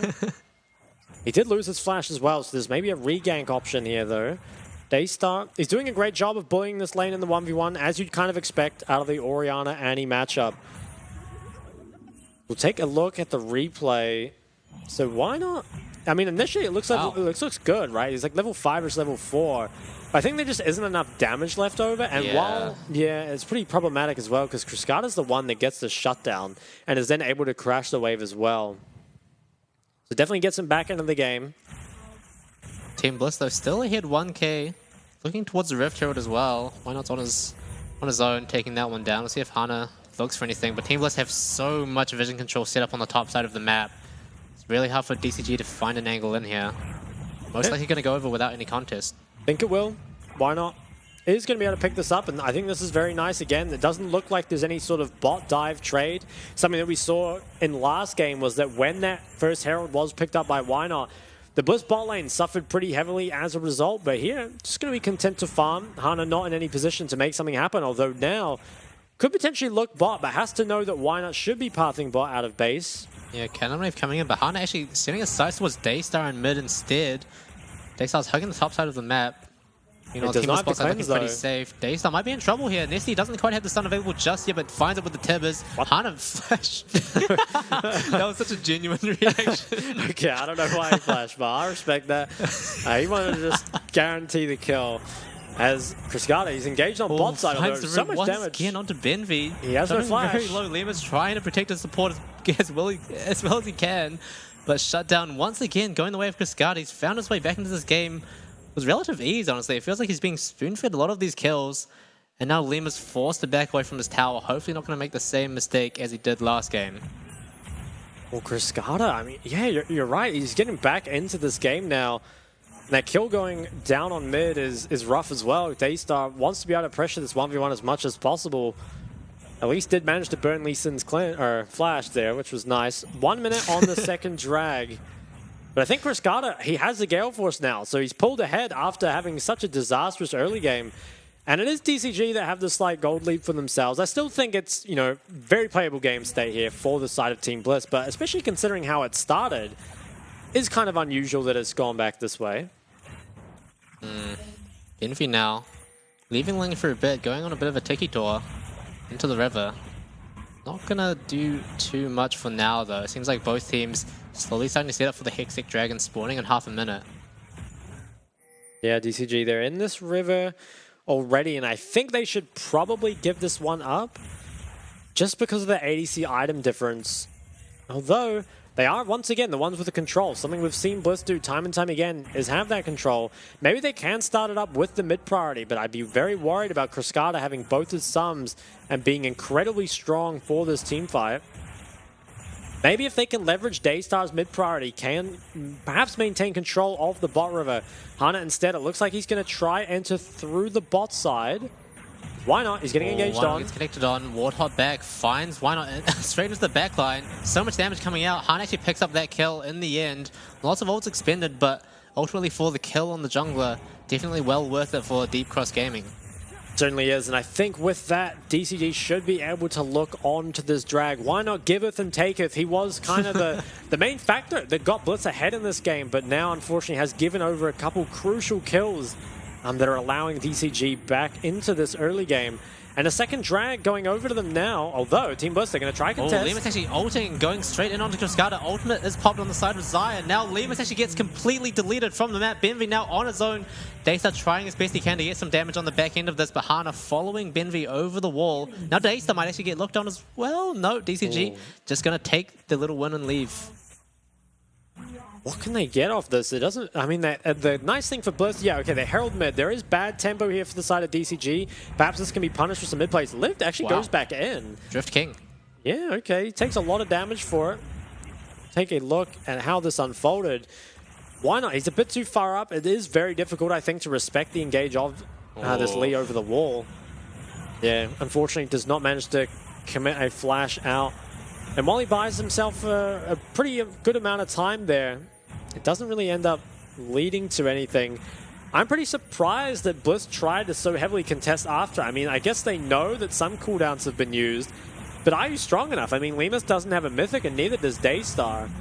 They try, but there just really isn't any damage here. Despite Cascada being so low at the start of it, doesn't end up going down. And I think also Daystar couldn't quite manage to keep Nesty out of that fight, was able to get into the river, and was able to get that flash stun, which is so important. Lima's trying his best to salvage a bad situation there, but ultimately, as soon as you get hit by that first knockup, it's kind of game over for you. Now Hana looking on Why Not and Benvi. They're in no man's land here. Getting kicked back. Finding two, actually. Benvi and Why Not. Benvi might actually make it out. No, gets picked off by Orca, and Why Not as well. Getting taken out by Cascada, now on a rampage.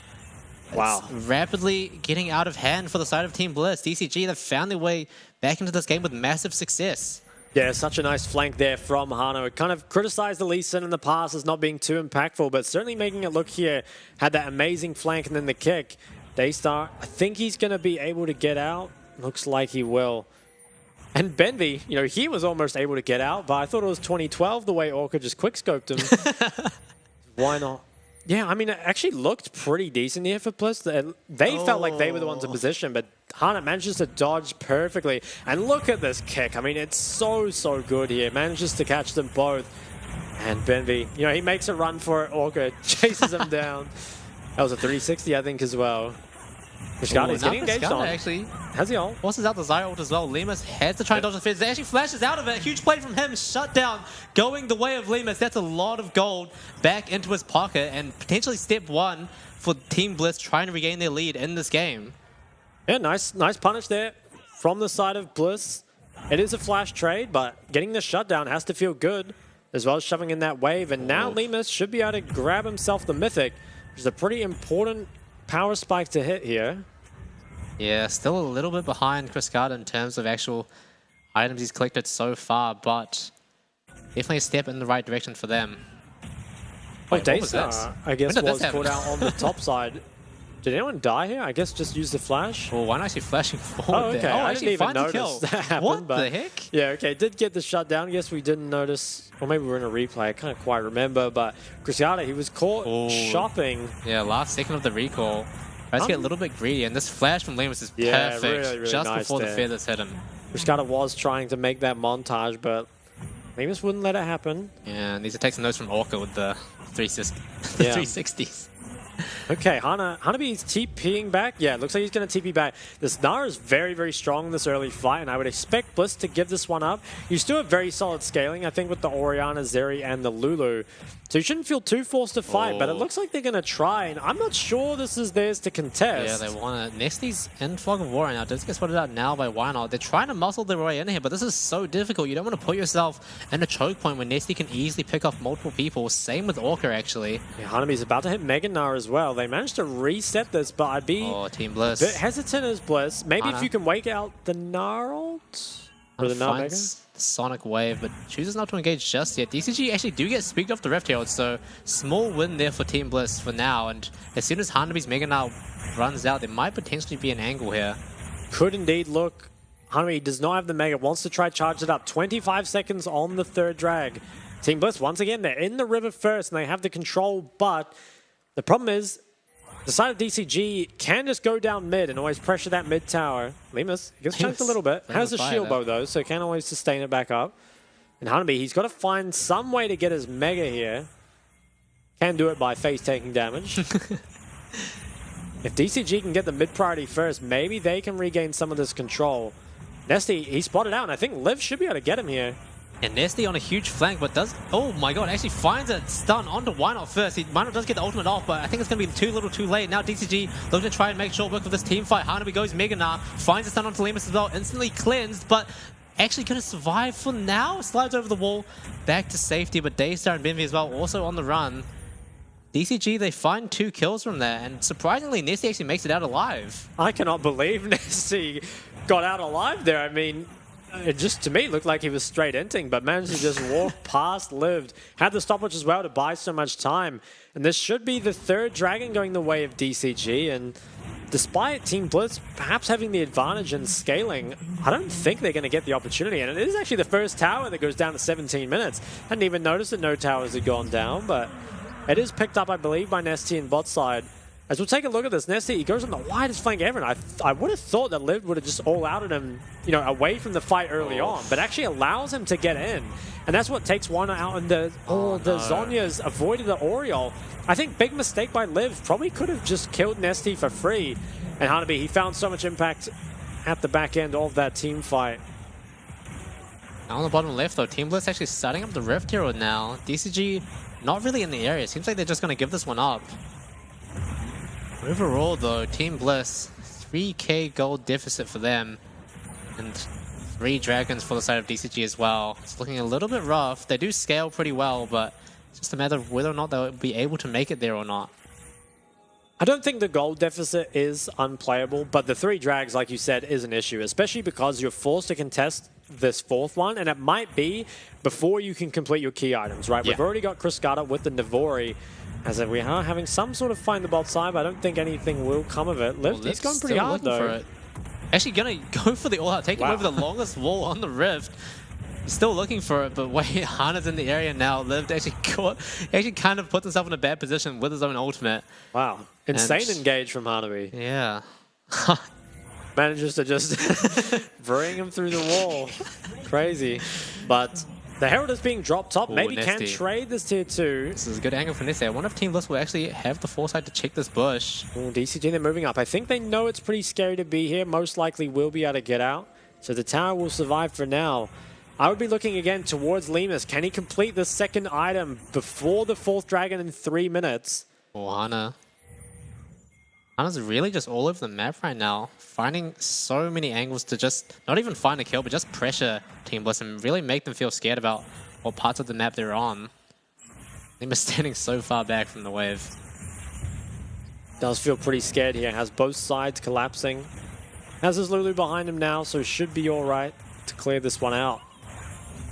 But it is now kind of we're seeing maybe the impact of that top matchup, right? Hanabi has himself a pretty sizable lead now in the 1v1, and while hasn't had huge impact on the map, was there in the team fights when it mattered, and should be getting a lot of priority here. And once again, you know, the top lane blind pick from Bliss being countered pretty hard, punished by Hanabi. And they haven't put any bans in the second phase towards them, so it has been kind of difficult. Lemus manages to pick up the Hurricane, and Daystar completes his Seraph. So they have managed to get their 2-item spikes, which gives them a reasonable chance. But if you take a look at Kriskata's items... Oh, Lemus dodges the Sonic Wave. That was a little bit sketchy there. In 2 minutes now.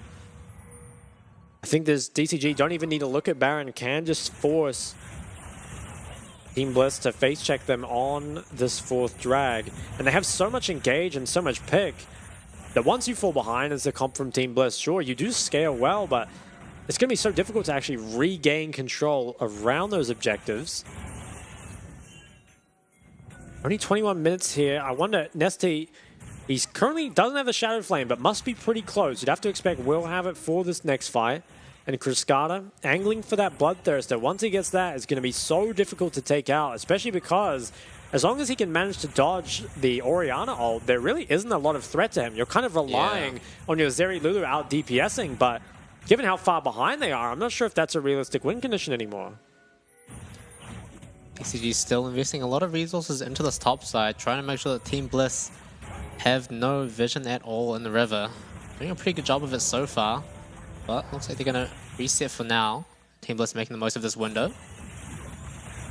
Well, Kriskata does maybe have to be a little careful on the mid wave. It's going to respect this tower is quite low, and I think if Bliss can pick it up, not just for the gold, but for the control it gives around objectives, would be very nice. Unfortunately, don't feel like they can. As now 40 seconds on the 4th drag. Very, very early into the game here. Can anything else be completed before this fight starts? Doesn't look like it. Lemus, he grabs himself a Warhammer. That deep vision on the side of DCG is so scary. Meanwhile, Team Bliss, they have absolutely no vision in this area set up at all from their little topside expedition. And now with 20 seconds left on the Dragon, it feels like DCG finally have the setup that they want. Especially on Dragon Soul point.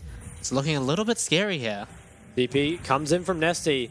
They have the way better position here. I think they've got flanks already set up, and it's so difficult for Bliss to face check. Honestly, maybe Bliss should just try and like trade Baron or something instead, because it feels like there's going to be no chance to ever actually get in here. Oh, why not? Tanking a lot of damage there. DCG kind of wrestling out mid-prior, at least. Or Orca. Oh, finds the engage. Stunned up. Actually, not too much damage to follow up there. DCG maybe a little bit out of sync there. Featherstorm popped as well. Not going to find anything now. Why not's in the backline, trying to see what he can do. Flashes out. Chooses to abort that mission, but Hanabi is so close to Mega. Doesn't actually find anything. Finds a lot of Raptors for his troubles. But actually, ultimately, in the end, no one's going to go down. But DCG now turning their sights towards the 4th Ocean Drake. And they should be able to pick this up. Like you said, low health bars. I believe the Aniols is still available, actually. Finds a knock up on Hanabi. Finds a stun as well. Goes all out. Straight into the Dragon Pit. not able to deal out too much damage, gets stunned up, gets taken out by Cascada. Dragon goes the way of DCG. That's the Ocean Soul for them now. Lemus cutting them out, dealing so much damage. Actually finds Orca. Benvi gonna go down as well. Nesty finds a stun, cleansed by Lemus. But the Ocean Soul healing is just too much. Lemus pumping out so much damage. Daystar and Lemus both trying to cut it out. Oh, gets caught by the boomerang. Now Daystar all on his own. 1v3. Does I don't know not if he's have gonna be able flash. to make it out. Yeah, look, it happens to the best. I think, though, Daystar's in trouble. He does not have the flash. The Team Bliss carries. They did a great job in this team fight. Does manage to find it. I think he's good. Oh, maybe not. Hanabi's still going. Well, He's he got the wants red him, buff yeah, as the well. slow. Oh, the shockwave actually doesn't hit. No, Hanabi on a rampage actually finds that kill on Daystar somehow. That is a huge win for DCG. Now, Ocean Soul as well as so many kills in their back pocket. The gold lead is just becoming insurmountable. I think you're right. The gold lead combined with the 4th dragon, the Ocean Soul, and even the BT picked up by Cascada. I mean, the Team Bliss carries, they did what they could, but ultimately it wasn't enough. They let Orca get this great flank, and while it doesn't actually lead to too much, I think great disengage from Wynot. They tried to go a bit too far back in when I think they maybe could have just left, and probably played for a re-engage later on. The health bars go so low, and there was a lot of flashes burned. The Raptors as well get gobbled up. And then turn back towards this drag. Daystar, he had the TP, so he was able to reset and come back on full HP. And he did not have ult, I believe. Yeah, the Tippers was already put down. I think Liv maybe went in a little too early. Daystar wasn't quite in position. But once they get here, I mean, Lemus and Daystar... Oh, wait, there's a fight breaking out on the bottom left. Wynot actually gets picked off by Hana. Sorry, I'm looking at a very small screen right now. But now Hanabi actually picks off Lift as well. What is going on? I think DCG is starting up the Baron in the midst of this, but Team Bliss, Daystar and Lemus actually do a very good job of trying to kite this out and pick off some kills. Ultimately, though, Lemus getting picked off by that last boomerang does mean that they're gonna knock it out on top, and now DCG pick up the Baron. It's a shame we didn't get to see any of that setup. Yeah, we missed the fight. Regardless, DCG now turning their sights towards the top side turrets now. 4 members expended in this area, so I'm a little bit shaken up from that. It's tough now, I think, for the side of Team Bliss, especially without flashes on your carries up against the engage that DCG can bring to the table. It looks like this Baron, are they going to do a whole lot with it? They haven't reset yet, but I think they can. They do have TP on Nesty, but so far it's only 4 members on the map. They have to wait for Nesty to get into position to pressure. Ooh, they go for the reset, so just going to try and spend all that gold. The stopwatch picked up by Cascada. We'll see a replay of what led to this Baron. Hopefully no more fights break out. Looks like another amazing flank from Orca is maybe what starts us off. Has it over the wall. Eyes are on him. Okay, has a little bit of trouble finding his way over the wall, but does make it eventually, and Wynot isn't really able to move at all. Gets picked off with that last resonating strike. Meanwhile, Lived actually gets solo bowled in the bot lane. Oh no, DCG now with a 7k gold lead. And the Baron buff, they're looking to run straight down mid lane and really assert their dominance here. Mid tier 2 and top tier 2 are both being sieged here. And the wave clear into the Baron buff is so difficult, especially when Daystar isn't really allowed to even access this wave. Is trying to find something on the side, but doesn't look like he'll be able to. And I think if DCG play this out calm and collected, should be able to break at least 1 base tower and can play towards their Elder in just 2 minutes. That Bliss, they're going to be forced into contesting, and it's going to be just so hard for them to win the fight. I think it's also double stopwatch on the side of DCG, I believe, on their AD and mid. Makes this even more difficult. Gonna be so much harder for Daystar, especially to find, some cheeky angles with his shockwave. Now DCG, they are taking it slow, like you said, making sure to just not make any mistakes, not get caught out by any of the Team Bliss members. Meanwhile, on the other hand, Team Bliss doing their best to try and hang on for dear life in this game. But it feels like it's already rapidly slipped out of their grasp. Yeah. It's pretty tough. I don't know how you're really meant to come back in. You're really just going to try and execute better on this 4th dragon fight. Just play better, Omega lol. That pretty much is it. 3 items now completed for Lemus, though. Maybe can do something. But when you look across at Cascada, it feels very similar to last game where, hey, Lemus is doing well, but Cascada's doing better. Has the stopwatch, both sums. It's going to be so hard to kill him. DCG, they have the correct setup. Nice vision very early as well as both mid and bot lane priority.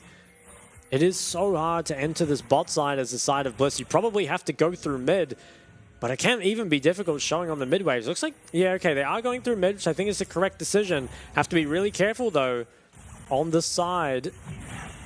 Ana doesn't hit that Sonic Wave this time, but still maintaining control over the bot side jungle. And DCG, they have so many engage tools, so much burst damage. Team Bliss, it feels like to have a shot, they really need to try and survive that initial engage and really drag out the fight so that Lemus can get ramped up.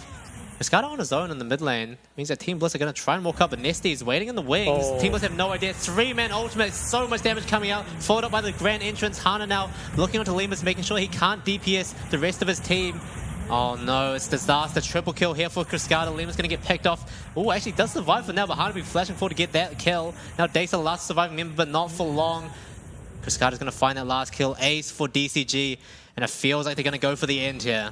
They are, and I think Cascada was trying to fiend for the Penta, but couldn't quite do enough damage to Daystar. But it looks like even without the help of the Elder Dragon, DCG should be able to pick up game 2 here. 25 kills to 9, 4 dragons to 0. And it's a rough look for Bliss. I think they got pretty much everything they wanted in the draft, and they even had a very good start to the game. Ultimately, the gameplay was not clean enough, and now you've got to wonder, what do you do for game 3? Perhaps you try the red side, try and get a top counter pick, because it feels like Lived has been honestly kind of manhandled up there by Hanabi. And it is difficult, right? I think without the bans, it is just naturally hard to blind top. Yeah. But we've got to find something to do with it because, you know, Hanabi, he's got his Gnar and he's got his Gwen, which feels like shouldn't have any right getting either of those, especially in the matchups he's gotten them. Yeah, Hanabi 2 winning matchup for him so far in the series, and he's really just decimated them completely. Lived having a really hard time, like you said, trying to stay in the game. Hanabi just really slow and methodical. You know, he hasn't really had much jungle presence in his lane, but regardless, he's still just slowly building up his own lead. And when it comes to his mid-game team fights, that's really where it really starts to hit. For sure. And then, while we can talk about draft a bit, it does feel like the gameplay just needs to be better, right? I think Bliss did have the better draft there, at least I'm of the opinion of that. And, you know, the very early game was actually quite good. They had themselves, I believe, a 1k gold lead and was on all the right members. But just so many kills given back over, and then especially the Dragon became an issue, right? Lost 2 drags, forced to contest the 3rd, lost that fight, forced to contest the 4th, lost that fight. And then, yeah, just kind of found themselves outscaled, I think, by the Dragon more than anything, and Cascada having a million items. Yeah, it does feel like, you know, in League of Legends, right, when you pick up that Dragon with a late game scaling team comp, you're not really expecting to get the soul. It's more just like buying yourself time in the game, right? Yeah. When you don't pick up any of those early ones, it makes it so difficult. We saw the 4th Dragon coming out so early in the game and really just pressuring Team Bliss to fight when they really weren't comfortable to. Yeah, for sure. And that is really the worry of giving over those drags, is it really just gives the enemy team options, right? They can choose to force you to come to that. They can choose to trade a Baron. They can try and trade gold for it. There's just so many options available. And yeah, I don't know, Team Bliss, it's tough because even if you do change the red side and even if you do, you know, try and fix your draft, I mean, there's not really a problem with it, right? The only thing we could really critique is the top matchup. But I just think the gameplay isn't clean enough right now, and that's very hard to find, right? Maybe they can go for something ultra, you know, simple to execute, but even what they had there was basically just a solid front-to-back team fight. So DCG, we had questions about them, I think, towards the tail end of the regular season, weren't looking too strong. But here, proving that they are perhaps strong enough to go to the next round. Yeah, Team Bliss, you know, it just feels like so many of those small skirmishes, just not quite enough of them went their way, and they really did have a good early game lead for themselves, but they kind of fumbled the bag a bit. They got a little bit too excited in a lot of key moments, and I think the biggest one was just getting Cascada back in the game. He racked up multiple kills when he really shouldn't have been able to get those at all. For sure, yeah. I think Cascada was pretty much well and truly out of that game, but then managed to find his way in, and not only find his way in, ended 12-3 or 12-2 or something. So had a massive performance after, you know, you feel like when Wynut picked up that first blood on him, you know, he lost the wave came back frozen. It was so rough for Cascada. So him actually finding the way back in is, it feels like you said, really fumbled the bag for Bliss. You couldn't ask for a better draft and a better start for them. And that really worries me for Game 3, because if you can't win with that, you know, sort of state and lead, then What game can you win here? Definitely props to DCG though, because with the team comp they had, it was very clear how they wanted to play the game. They really just doubled down on that and really, it seemed like they understood their identity a lot. In all of those key fights where they came out on top, it feels like it started with a really good flank from one of the members, and they really just kept doing that over and over again, kept finding those angles. And that's really just what you need to win a game. It was nice, yeah, and I think credit to Orca especially for finding such good flanks. Yeah. I mean, to be honest, all of DCG found pretty good flanks, right? We had Nesty find a really nice one at the last fight, and that's so crucial, right? When you do pick all those flank champions, you can run straight at them, but it's not as effective. Taking a look at what was one of the most important fights in the game here, I believe it was... Actually, can't even remember what happened. This was the second Rift Herald, so DCG started it up, but Team Bliss actually managed to muscle their way. Oh yeah, that's right. Yeah, and then they kind of they walked up a bit too far here.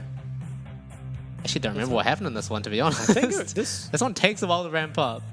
It gets good at the end, trust me. Okay, never mind. Okay, I was thinking of something completely different. Here was Nesty's amazing flank, though. Yeah. I really Somehow think this way. Liv should have killed him, though. I think he should have been able to all in, all out. Yeah, should have taken him out of that fight. And just mis-executed by Bliss. They allow that flank to go through. The Orianna ult goes wide onto the Zhonya's target. So, yeah, maybe if they can execute this team fight a bit cleaner, could kind of come back into it. But unfortunately, we're not able to. And I really think that fight could have been stopped as another flank comes through from Orca. Same bush, actually. Yeah, this fight was really interesting because it feels like Daystar should have gone down a lot quicker, but DCG were just a little bit too far. And they actually go back and forth. Huge 3-man shockwave there from Daystar. Dishes out so much damage to the backline of DCG. And they kind of juggle back and forth continuously. This is where Team Bliss, they get a little bit too big for their boots. I think Lived finds an angle onto Hanabi a bit later when they're starting up the Dragon. But then all out straight into the pit, into 5 people, instantly gets knocked up by Orca and ultimately isn't able to get too much more damage off. Yeah, it did get taken out. I think if Liv had waited maybe 3 or 4 more seconds before making that play when Daystar was a bit closer, this actually could have been winnable for Team Bliss despite the deficit they found themselves at, because the carries of Team Bliss, Lemus and Daystar here, they did a great job of making this as hard as possible for DCG, but unfortunately the trigger was just pulled a bit too early and they weren't able to end up winning that fight. And it kind of felt like after that, their fate was sort of sealed, right? The Ocean Dragon picked up, as well as just a fantastic lead. And Daystar, This is the longest replay of all time, Daystar. It looked like he was out. Yeah, he I did a thought so great too. job dodging these and even procced the phase rush. I guess when he turned for that Q, actually allowed Hanabi to close the distance and and the the ult shockwave. missed. I think he should have been able to get out, but Hanabi, you got to respect him on the Gnar. Wow, I mean, Kriskata still managing to deal top damage in that game, despite his start, I think is very impressive. Nesty actually not doing too much damage of his own, but I feel like just the pressure he exerted, it feels like he played a lot of those fights. He fulfilled his role so well, right? Just holding the stun until the key moment where he can find multiple people or peel for his team. Yeah, his supportive side really came through on that one. It was, yeah. I think he was 0-0-10 or something. Yeah. But found the flank that his team needed, and I think the Annie sometimes should be the solo AP, right? And, it was in this game. It was MVP going over to Nessie. 0-0-14 was the scoreline. Like you said, didn't do a lot of his team's damage, but set up a lot of crucial plays. Personally, I probably would have given this to Orca, but Nesty is certainly a good candidate for it as well. Yeah, it's just definitely a tough choice because, like you said, all of them really just found such good angles in those team fights in the jungle. And really just overall really good play from Deep Cross Gaming. For sure, yeah. I think really showing that they know how to kind of execute these comps where Nesty doesn't need to be the main factor, right? Like, I think normally when Nesty plays, he is playing something, the Annie, the Graga, something that brings CC setup, not kind of the 1v9 mid laner that you'd expect, right? Isn't playing those sorts of champions, but looks very, very good when he's on that more, facilitatory, enabling sort of champion. And I'm glad that DCG are kind of going back to their roots because, like we said, later in the split, they played some very weird stuff. We saw the Yon and the Akali come out and just straight up didn't look as good playing them. But return to form here for DCG, and I think good signs for them so far looking towards the rest of the playoffs, but they do have one more game left. Well, maybe more. Hopefully more. I don't think it's all doom and gloom for the side of Team Bliss. I think they had, like I said earlier, really good moments, and ultimately they had that early game lead, which, OC teams so far in the PCS have struggled to find. So ultimately, if they can try and clean up their play a little bit and sustain those leads, it can be really good for them. But we're going to be going to a break before our third game. Hopefully, Team Bliss can bring it back and not have to go home early.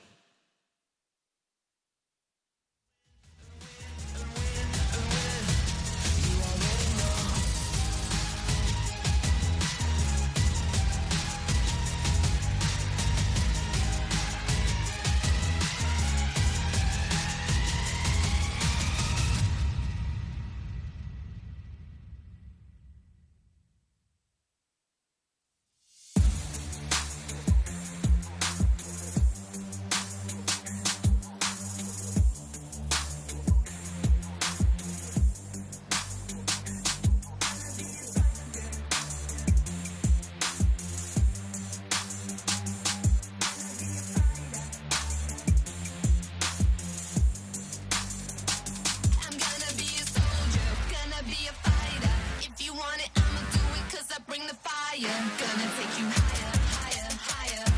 'Cause I bring the fire, fire, fire. I'm gonna be a soldier, gonna be a fighter. If you want it, I'ma do it 'cause I bring the fire. Gonna take you higher, higher, higher. 'Cause I bring the fire, fire, fire. I'm gonna be a soldier, gonna be a fighter. If you want it, I'ma do it 'cause I bring the fire. Gonna take you higher, higher, higher. 'Cause I bring the fire, fire, fire. 非常感谢 iHotel 还特地为了队伍设置对战室，让队伍可以一起在里面团练与复盘。训练室都是采用最高规格的电竞电脑主机，3060 RTX 显示卡，AMD 5600X CPU，DDR4 32G， 还有 ASUS TUF Gaming 165赫兹32寸曲面萤幕。网络的部分，全馆使用免费高速光纤专线网路，对手机的用户来说也提供 WiFi 6的无线网路。选手座椅的全面是配置 DX Racer 的电竞椅。现在我们看到的是选手休息与睡觉的地方，我们安排2个人一间房间，有2种房型。床的部分是使用斯林百兰国际5星饭店的御用名床，房间内都还配置了免治马桶、雅马哈的环绕音响以及 4K 55寸的电视。玩家们最在意的网咖食物的部分，平常除了自助吧以外，还有提供主餐，包含欧姆蛋、培根卷或者是炸虾饼，可以供大家选用。我们在拍摄的过程中，还有看到民众点的经典网咖泡面哦。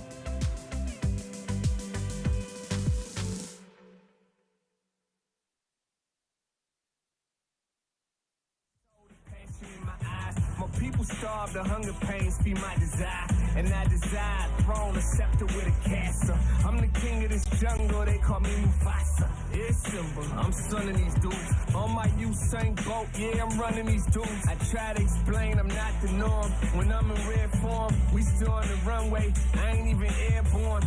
Keep my windows tinted so they don't know who's in it. I ain't afraid of the dark, I was raised in it. My sins is unrepentant, my words is authentic. I tried to come clean, my heart wasn't in it. Lazy boy living, the squad is so turned. Shaking their heads like men and boys that never learn. Who gon' stop me though? Until the curtain close, pull up a chair, sit back and watch the show. You know, say my name in the streets and they say, Dr. God. I can feel the hate, yeah, they pray that I fall. Sit back and watch the show. You know, say my name in the streets and they say, Dr. God. I can feel the hate, yeah, they pray that I fall. Sit back and watch the show. I got champagne wishes and caviar dreams. Had them haters bow down and kiss the ring. They offer the inch, I took the whole thing. My side piece is ratchet, but my lady's a queen. They ain't loyal, but that don't make my blood boil. The game is deep rooted, I was raised in the soil. Lights, camera, action, paparazzi attraction. What's next for 'em? You know the streets asking. I'm self-made, CEO, I'm self-paid. The game's thirsty and I'm a glass of lemonade. These boys must got me twisted, French braids. I'm so disrespectful, spitting on their graves. I'm trying to bury them 6 feet at the cemeterium. I'm offended the blogs who try to put me next to them. Who gon' stop me, bro? Until the curtain closed, pull up a chair, sit back and watch the show. You know, say my name in the streets and they say, Dr. God. I can feel the hate, yeah, they pray that I fall. Sit back and watch the show.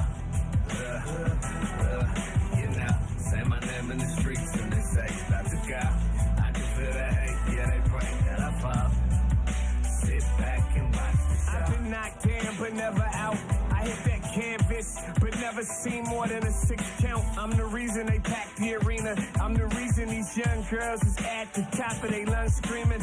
Camera phones flashing, everybody clamoring. These clowns jacking my style, they wanna be him. Before I blew, I told them what I'm about to do. Now watch the SHOW. You know, say my name in the streets and they say, that's a guy. I can feel the hate, yeah, they pray that I fall. Sit back and watch the show. You know, say my name in the streets and they say, that's a guy. I can feel the hate, yeah, they pray that I fall. Sit back and watch the show.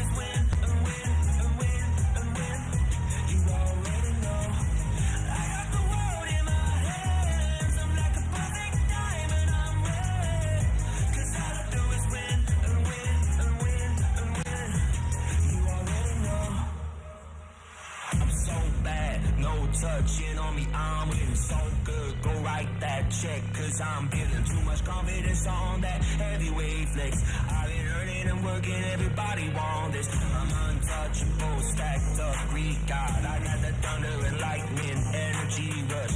I've been winning and winning since the day I was made. Bet you wanna be like me. I'm always on top of the game. Ain't never gonna touch second place.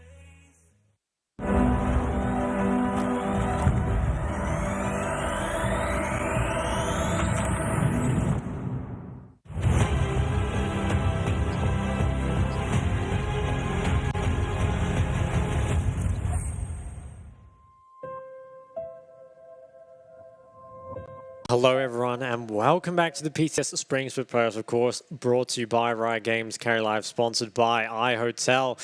It's tough here in the Bliss versus DCG series. Bliss have fallen down 0-2 and they have another chance coming up in Game 3. And I want to say, you know, signs of life in Game 2, but it wasn't enough to get them over the finish line. And DCG, I have to say, they're looking pretty damn good. Yeah, I mean, Bliss definitely do feel like they have their backs against the wall now, right? One game away from being sent all the way home, but, you know, Oceanic thrives. Oceania? Oceanic? Oceania. Oceanic souls thrive under pressure. You know, diamonds are forged. I don't know how the rest of it goes, but I have faith. You know, I feel like they've showed different signs of life in, you know, both games 1 and 2. I feel like they just need to sort of mesh them together and really have a more cohesive, I guess, game plan overall. Yeah, I can maybe agree with that. I think that Game 2 definitely started off better for them, and they had the better draft. I will be real interested to see what side is selected. Okay, so they swapped to red side. Will they go for the Daystar counter, or maybe they just try and get Liv a playable matchup? Because so far, it's looked very difficult up against Hanabi. Something I would be very curious to see is, will Hanabi just blind Gnar anyway? Because I'm not sure what Liv would play up against the Gnar to actually counter it, because as far as I know, wouldn't play the Aurelia, maybe wouldn't play the Jace either. I mean, we'll have to see, but could also just be a second phase ban. Always interesting, though, to see kind of the draft adaptation come out. I don't think I hated their blue side, though, but here we are on the red side for Team Bliss. They're going to have to ban out flexes. Annie is the first one, expecting that coming in from their team. DCG, they've been banning the Kate and the Varus all series long. Last ban is the Vega. Okay, so same 3 bans with DCG despite swapping sides. Team Bliss, I think you need to leave 2 jungles open. I mean, this Zao didn't look bad, but I think having the Sejuani Vi trade is good. Wow, Zeri ban coming out. I like the Zeri, but that does leave a Xayah first pick open, and because both junglers are available, I feel like the Xayah first pick gets so much value, because what ADC do you even play into? I guess Aphelios, but it feels like it's very punishable. I think they should take the Xayah. Unless, I guess I could take the Sedge, maybe? Yeah, I really like the Xayah first pick. So this should be matched, I would think, by Aphelios. I mean, maybe Lemus looks towards the Draven as something else. Yeah, I was going to say, I would be really excited to see Draven in this game. Bit of a signature pick for Lemus. Definitely very comfortable on it. And, you know, if there's a time to bring it out, it would be now. Do take the Sedge. Yeah, I think the Sedge is much better and should be, I would assume, Vi. Yeah, it will be the Vi locked in most likely, and then probably will take your support. I actually wouldn't be too opposed to taking Gnar first 3 here either, just in case it gets banned in that second phase, and I think that there are enough aggressive supports left open that it wouldn't be too much of an issue.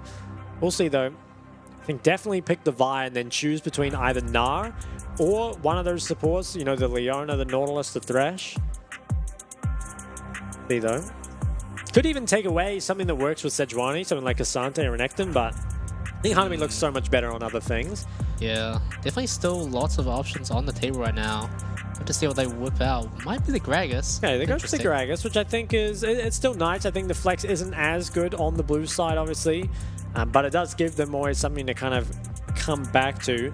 Team Bliss, you have to pick up your ADC here, you feel like, unless you want to go for something like Draven later on. But Aphelios, the obvious choice, does work pretty well here, although could have difficulty playing against Vi and the Gragas. But now looking towards second phase, I think unless you have a counter to Gnar, you should ban it away. They're going to ban supports, but the problem is that there's always going to be at least one of these melee supports left up. So I'm not sure how much I like it. DCG. They ban away the Aurelion Soul. I think good decision for sure. Yeah, Nautilus definitely a must ban into this matchup, but as for the second one, maybe potentially the Leona, I would say? Yeah, it has to be Leona or Thresh, you would think. Probably the Leona. Does look a lot better. I wonder if DCG have any potential of playing some sort of range support. Wow, actually. Yeah, so they ban away the Lulu. They have played stuff like the Heimer before. Obviously, it's kind of weird, I guess, to play in this game, but always an option. And second ban, it is the Yone. They take it away from that Sedge. Side of Team Bliss now. What are you going to pick? Because you've seen this Gragas, but you still don't know whether it's going top or mid. So you have to pick with that in mind. And I feel like Daystar is probably the safer blind. Lift has been getting very hard punished for blind picking. But what are you blind here with Sejuani? Okay, so they take the Renekton. And this could definitely be punished by a Cassante, which is something we've seen before. You know, it can be very difficult, I think, to dive that champion and quickly gets neutralized. The Thresh obviously does get through. Ooh. The Blitzcrank. Wow, Wouldn't there expect really to are see it. so many options here. It kind of feels like the second phase support bans were maybe a bit wasted. Once again, Lived is going to have to blind without any protection as Blitzcrank the is the Blitz. lock-in. That is Alright, so this is going to be scary. a lit game. Now, what is the counter into Renekton? I mean, you can just put your Gragas top and that's completely fine. Alternatively, you know, Nesty's looked very good on the Gragas so far. Kennen, something that Hanabi is quite comfortable on. I like the Cassante the most, though. I think it does the best into the Renekton. Naring is good for the 1v1, but I think the Cassante's safer, although Hanabi, I mean, hey, he's really good on this pick. It is still questionable to me, the fact that this got through. It has to be higher value, surely a ban over the Lulu or something, but last pick here, it could still be Renekton mid, I suppose. I'm not sure what you would play into Gnar. Feels like it has to be the Aurelia or the Jace, but no. It looks like it will just be Renekton going top. Talia, Makes sense. I think it does okay into the comp. I don't think it's an amazing last pick. Perhaps, probably, yeah, it's just difficult to pick, I think, here. Yeah. There's not a lot of options left available. Overall, I think I do prefer DCG's comp. It feels like they have the winning lanes and a more cohesive comp overall. Although, Team Bliss, they have very good skirmishing, right? Like, they've got the Rakan for some early gang or early engages. You've also got the Sejuani and the Renekton. Yeah, there's obviously extremely strong 2v2. And even the Talia wall, which can kind of help you create some of those uneven numbered fights. So I think while there are certainly ways to win this game for Bliss, overall, I prefer the draft from DCG. the thing I'm most looking towards is going to be the Renekton Sejuani. I feel like that is definitely a combo that can try and take Hanabi down a peg or two and really punish the Narpic coming out last. Like there's going to be a lot riding on that, but also very volatile bot lane, obviously with the Blitzcrank Xayah. So much kill pressure there, and Lemus and Bevy really have to be careful in how they play that. For sure, yeah. I think watching Blitzcrank in competitive is so exciting because I feel like nothing happens for a while, but when it happens, it all happens at once, right? The hook lands and then everything breaks out because of that. And there's always the threat of that over your head there. Have to see. Most likely would expect pressure to go towards bot side. Now, something you have to be kind of careful of is we've seen Renekton pick with Sedge before, and then Sedge just end up pathing bot side because bot ends up volatile, kind of like it has here, right? But that can leave your Renekton kind of not finding a way into this game. But here we are, match number 3 for DCG versus Bliss. If Bliss lose here, it is Oceania completely eliminated from the PCS playoffs. Backs against the wall. Hope they can show us something good. Yeah, Team Bliss really tried to at least take out one win, just like the Chiefs did yesterday. Definitely a lot of fans' hopes riding on this one. Especially because they were Oceania's first seed, right? You really wouldn't want to come in and go 0-6. Hey, I believe. Me Do you too. believe? Yeah, a little bit. I like DCG's comp better, but Bliss can win this game. Okay, maybe looking for something level 1. Yeah, if he can trade flashes, it's always very valuable on the Blitzcrank. They're just going to try and muscle Team Bliss out of the river. Is the Comet picked up on Nesty once again? So just continuing to go for that no electrocuting Night Gragas today. As DCG's bot lane there here, nice and early. Gonna get set up in this bush. It is both the heal and the ghost picked up for Team Bliss's bot lane. So have quite a lot stronger team fighting potential, you'd have to think, compared to the cleanse and the ignite. Although do have to be careful maybe in some of these earlier skirmishes. Okay, he is going to get forced away, at least for now. Away from that crucial third bush control. Triscata, he misses the first creep of the game. This is hope for Oceania. That's huge. That's huge for Team Bliss. They're going to Worlds. Nesty, nothing too much happening here. It is just getting shoved in. As we've kind of seen before, though, Nesty, you know, very happy to blind pick. Always remains relevant in these games, pretty much. Even when he was very behind in that first game, still found great engages with the Gragas. And top lane, I would still be a little worried for Lived, especially with why not pathing down the map. Lived is going to be stuck in that isolated 1v1 and kind of feel like he's been left out to dry, although finds a pretty nice level 2 trade there for himself. Daystar with a lot of priority over mid. Maybe can look to drop a ward in this bot side. I think he is moving towards those Raptors. Okay, decides to ward over the wall. And both junglers now looking to enter this bot river. Like we said, bot lane is extremely volatile with this Blitzcrank. But it's going to be picked up by Hana. Why not has both the lanes of priority, so wanted to get aggressive, spotted. but it's too late. Well, Hana's going to look on him, finds the Vault Breaker. After trying actually for the I didn't realize he had that. But ultimately going to walk out of that one. Yeah, Sweeper doesn't quite pick it up as he's walking in. I think why not? He was trying to get aggressive with that priority, and maybe still can, as it looks like he's going to contest this Raptor camp. So the red side 5P from Daystar is securing him that prior, though. Why not? Ooh, dodges away from the Vault Breaker. misses. He's going to find the stun as well. Maybe Daystar can try and follow up here. Nisty's here first. Shove doesn't land, and ultimately, why not? Unfortunately, goes down first blood over to Nesty. Daystar, I'm not sure what happened there. It seemed like he had prior, but Nesty was able to get there first. And maybe just couldn't stop him from kind of getting through there. Take a closer look at this. Really nice dodge, I think, from Wynot. If he gets connected by this, it's lights out. But yeah, Daystar, he does his best to come, but really nice flash there from Hana. And unfortunately, Nesty can get there early. Obviously, Wynot very committed in that jungle, and really not the start that you want to this game.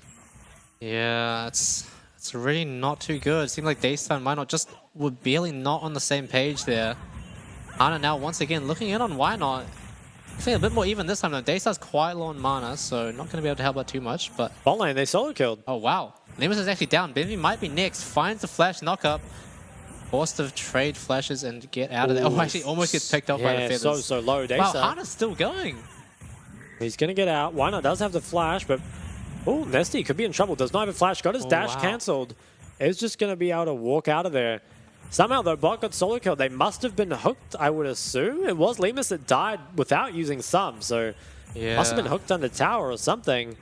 Looks like we'll get a replay of that. Yeah, it looks like they have oh my that is god, a really yeah. good hook there from Orca. And under the turret as well. Just the freest kill ever. Cascada picks that one up. Pretty much, not even spoon fed. The spoon went like straight into his mouth, you know? He didn't I think do that's what anything. spoon feeding is, Amalg. Has Benvi lost both his sums as well. That's tough, though. You're 4 right. That is what seconds. spoon feeding is. I certainly think so. Cascada, he's found himself the lead once again. It's a 1,000 gold lead for the side of DCG, but gold exactly where you want it. As Bliss, they're in the river first, and maybe could look to start this up. Oh, The hook connects, finds no the hook. flash on Benvi. Envy knocked up again, dropping very low there. Managed to get the E to get to safety. Team Bliss, they're trying their best to disrupt this early game, but to limited success so far. Are they actually going to look to start this up? Oh, Daystar somehow has ended up in the middle of 3 people. How's he going to get out of this one? Has the flash, but it's still so far to go before he's away to safety. Liv doing his best there, pops the ultimate to try and dissuade them, but it's 2v4. Liv flashing on a 1. Why not here as well? Finds the stun, actually gets a kill onto Hana. Daystar's still alive, is going to go down. Hanabi is now mega though, finds the stun onto 2. Benvi is here to support. It's a full-on skirmish now. Benvi still looking, no more cooldowns available. Finds the stun before Orca can hit the blast cone, but they are going to disengage for now. And it's a 1-for-1 in the end. That was end up being a 1-for-1, which I think is actually pretty solid. Cascada, though, he did trade quite a lot of gold back on the bot side. I think the reason that went well, or well enough for Bliss there, is that Liv was level 6 and Hanabi still wasn't. So just having that crucial ultimate difference there did manage to kind of turn around, and we saw that threat that can come out of the Renekton Sejuani as Daystar. Yeah, I guess he just committed a bit too far up, and Nesty, he got him early. Credit to Daystar, though, did manage to buy his team quite a lot of time here and turned it in for a 1-for-1, which I think is honestly better than you should expect to get here. Yeah, Lift as well, coming to the rescue as well. Pops ultimate really early and flashing on Hana, knowing that Why Not's available in the area to follow up. Getting that CC chain is really important here for picking up that kill. But Hanabi just hits Mega before Team Bliss are able to take him down. Benvi, though, arriving in the nick of time. Try and save his teammates' lives, and this is so close. He actually interrupts that, but Wow. oh, they actually weren't able to get in the right position on the blast cone. That's I'm unfortunate. amazed he managed to auto-attack that. I swear I can never do that, but nice job with Oh, Daystar. No Daystar. flash. Oh, I Isn't going to think land a he's- body slam this time, but Orca just dishing out enough damage by himself. Explosive cast to secure the kill. Damn, he got him. That was a nice style points there from Nesty. Not sure it actually needed to be used, but just spoon-fed it, as they say, to himself. Spoon fed it to himself. 2 kills now for Nesty, and Ooh, engage Benji on a finds the Cascada. knockup. Nemesis is a bit too far to follow up there. Cascada has the Fair Storm available as well, so definitely feeling very comfortable in laning solo. Now Hana and Orca in the area too. I assume they're going to try and start up the Hextech Drake here. Yeah, I think it Actually, no. should just go the way of DCG, you'd expect. Have currently the mid and bot prior, Oh, but Orca's looking again. Isn't gonna... Oof! Benvi playing with fire. Orca, no opportunity for a hook that time. I'm sure there's still plenty of those to come. yeah, maybe just cam back off here, look back towards that dragon. Doesn't look like too much more is going to Orca's happen. looking again. Benvi might be a little bit too far this time. Has the Grand Entrance out, but gets hooked back in. Rooted up as well. Cascada picking up another kill for himself. Lemus does have the red and white guns. Very difficult to contend with as an ADC. Ults for the extra healing as well. Ana, though, now finally starting up the dragon. No Team Bliss members are in the area. Looks like they're going to try and trade for the Rift Herald instead, but they're a little bit slow on this one. First dragon does go over. I think this should be Bliss's Herald, especially given how strong the Renekton Sejuani is at the moment. But bot lane getting 2v2 killed again, definitely not what you want to see. Cascada and Nessie, both 2 and 0. Maybe Daystar needs to be careful here. Oh, Daystar going to get ulted in. Cease and desist. Dropping very low. Benvi's here to save him, though. Grand Entrance to try and CC combo. Actually, Hana dropping very low, but not quite enough damage there to finish him off. Team Bliss unable to secure a kill there for now. Moving back towards the Rift Herald once again. Looks like they should be able to pick this up. It did manage to get away. Hana's flash and ult there, Daystar. Hugging to the correct side, did manage to live that gank. And the Herald being picked up, I mean, it's a small consolation prize at this point. You are very far behind, especially if you take a look. Ooh, Oh. what happened mid? Daystar, I was just singing his praises, but died, and his flash is almost up, but wasn't quite, and it was flash committed by Nesty. Would love to Wow. see how the bomber occurred. That is really rough. Daystar usually pretty consistent in lane, but this is not a good performance from him so far, getting picked off 1v1 by Nesty. We'll see how it unfolded here. Wonder how he even gets this. I mean, maybe just walked a bit too far up to the tower and got ulted or something, because there's no Q available. Wait. Whoa, okay. No shot. Okay, come on. Oh, you hate to see it.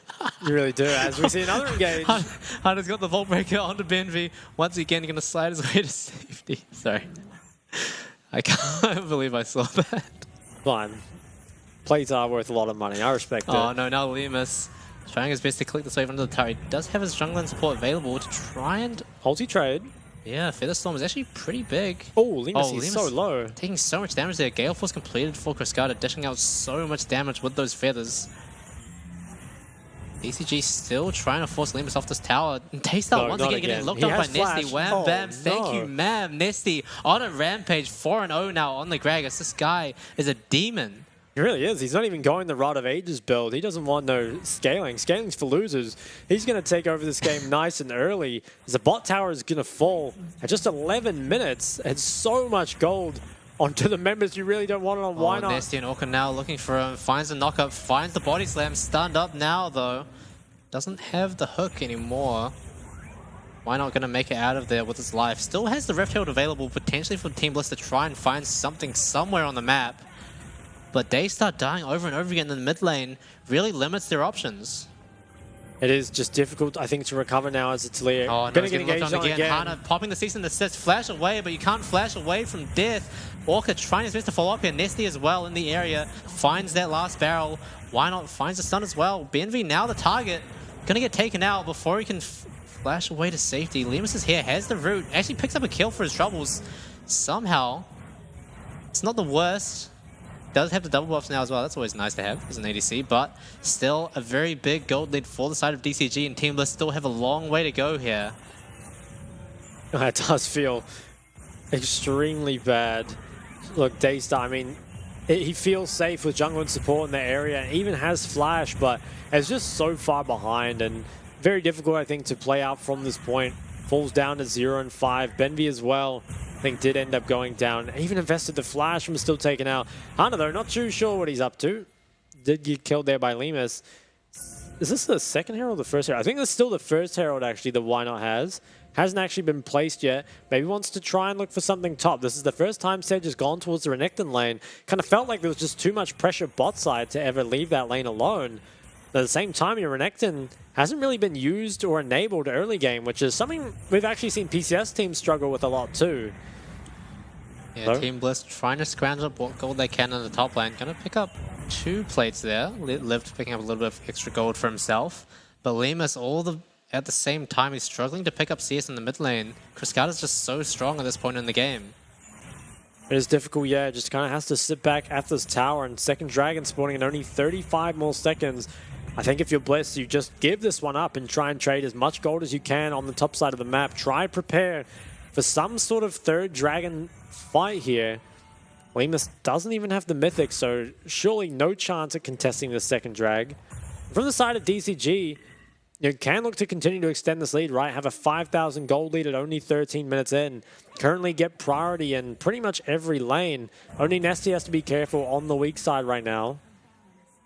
Silver lining for Bliss is that Lived is actually doing a lot better in this lane than he has in the previous.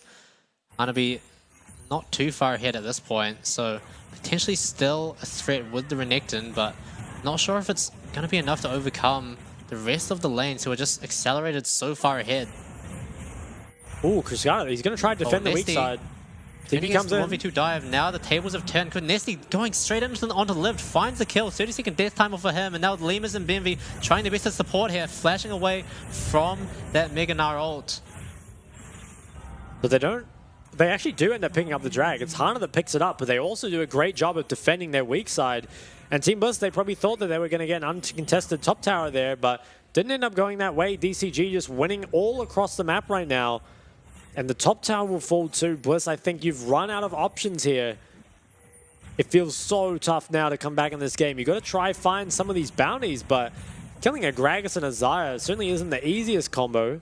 You don't have any point-and-click lockdown either.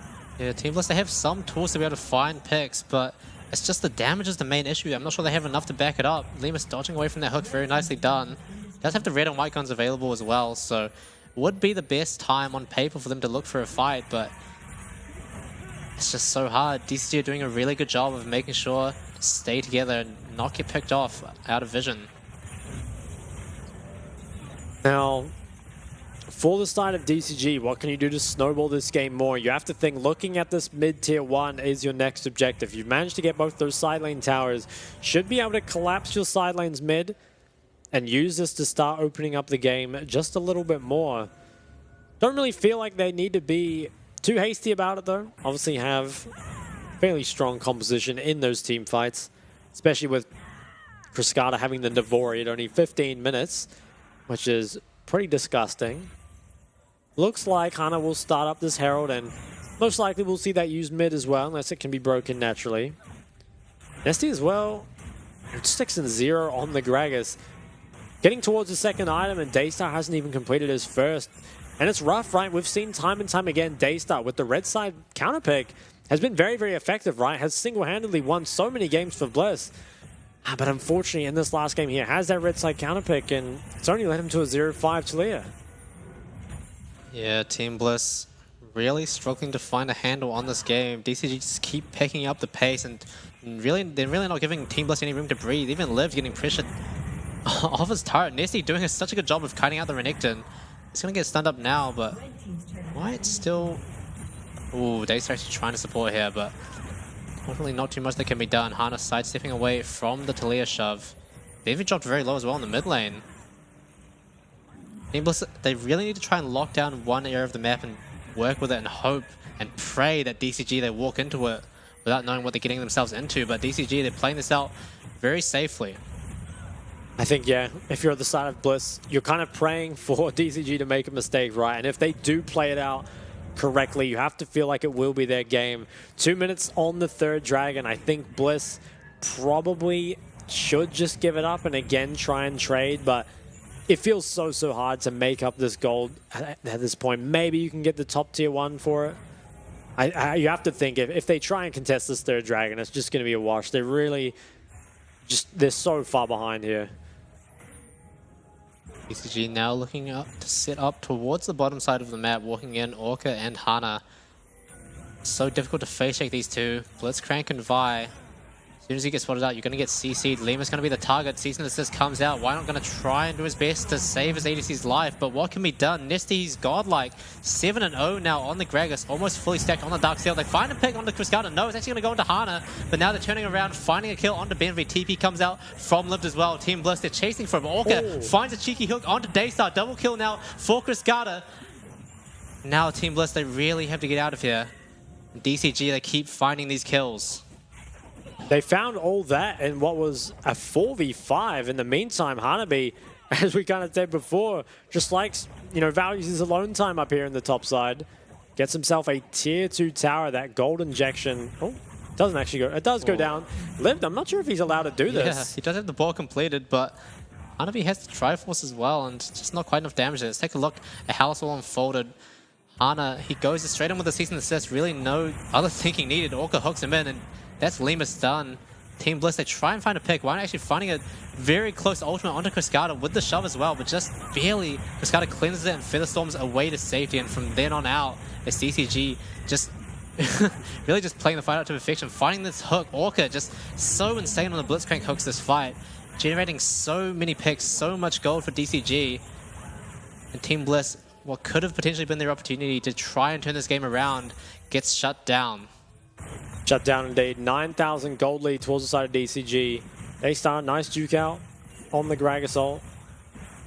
Unfortunately, can't get anything else off of it, and still might be in a little bit of danger as Lived, he manages to get a tower topside, but it's not for free as mid tier 2 goes down. Third dragon looks like it's about to be picked up by Hana as well. And I believe it's just this tier 2 bot tower remaining now. Just doing it on vision. There's really nothing the Team Bliss can do to respond to this. They're trying to look for a play on the top side. There's 3 members committed to try and pick up this kill onto Hanabi. Grand Entrance hasn't come out yet. Stunned up. Benvi CC'd for so long. Why not finds the ultimate though? Might be able to slow him down fast enough. TP coming out from Daystar as well. They really want to get this kill. Hanabi running so quickly, but Lived locks him down. Actually is going to be able to pick up the kill, but Nesty finds one in return. Benvi is going to be taking out. Has the flash available, but ultimately from a peril from Fog of War. It's going to be pretty hard to predict. Unfortunately, yeah, they do manage to get the kill onto Hanabi. Not sure who it went over to. I think it was Lemus, maybe? No, Lived. he got a killer, yeah. So it's picked up by Lived. I think, unfortunately, isn't as good as the gold that goes on to Cascada from their bot side. But where are your options here as Bliss, right? You have to try and find some way back into the game, and there really just is no good decision. 4 minutes now is the timer on this game. You have to contest this 4th dragon as Bliss or fall even further behind. And DCG, they might not even wait that long. They're so strong that they should just be able to take this topside control and maybe look to force this Baron. It's so difficult for the side of Bliss to face check, especially into this Blitzcrank. You know, Orca has been a bit of a menace on it. Threaded the needle on Daystar in that previous fight. Now gonna look to establish that control. Bliss, they are in position to maybe punish this, but do they have the damage? Might be out of position here. Shove just barely goes wide. Benvi dodging away from that hook in return. Hana's waiting over the wall. Might find Volt Breaker. No cease and desist. Straight onto Daystar. He's going to get completely popped by Cascada and Hana. Now Lemus and Benvi.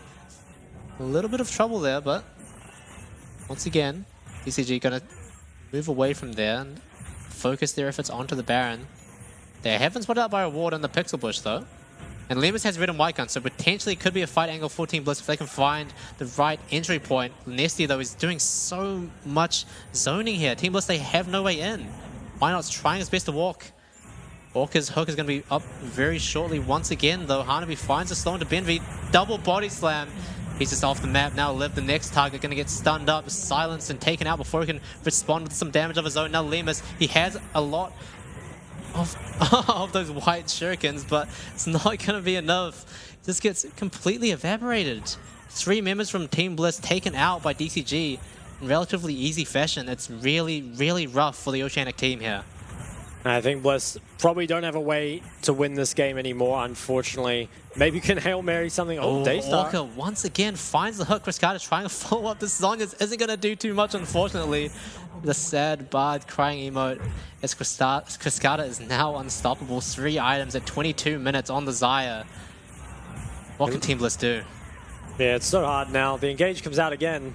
Cease and desist. Why not? Not really going to be the target. Hana's actually very low on mana. Team Bliss potentially can find an angle here. 3 members charmed. Grand Entrance as well. Cascada pops the Featherstorm. Lived has a flank, but he gets CC'd out. I don't think he has the ultimate available either, so he's actually not too tanky of a crocodile. Now DCG turning their efforts onto him.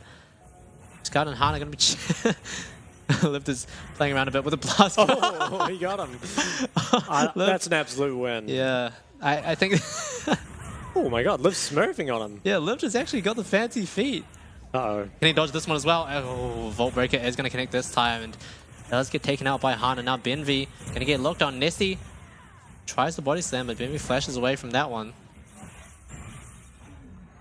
Well, it's looking real rough here for the side of Team Bliss, and Oceania fans obviously not going to be too happy with how the PCS playoffs have gone.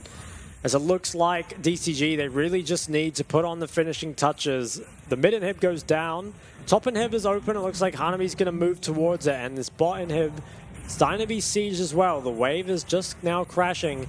Cascada. Oh, Why not actually finds the angle into Hana.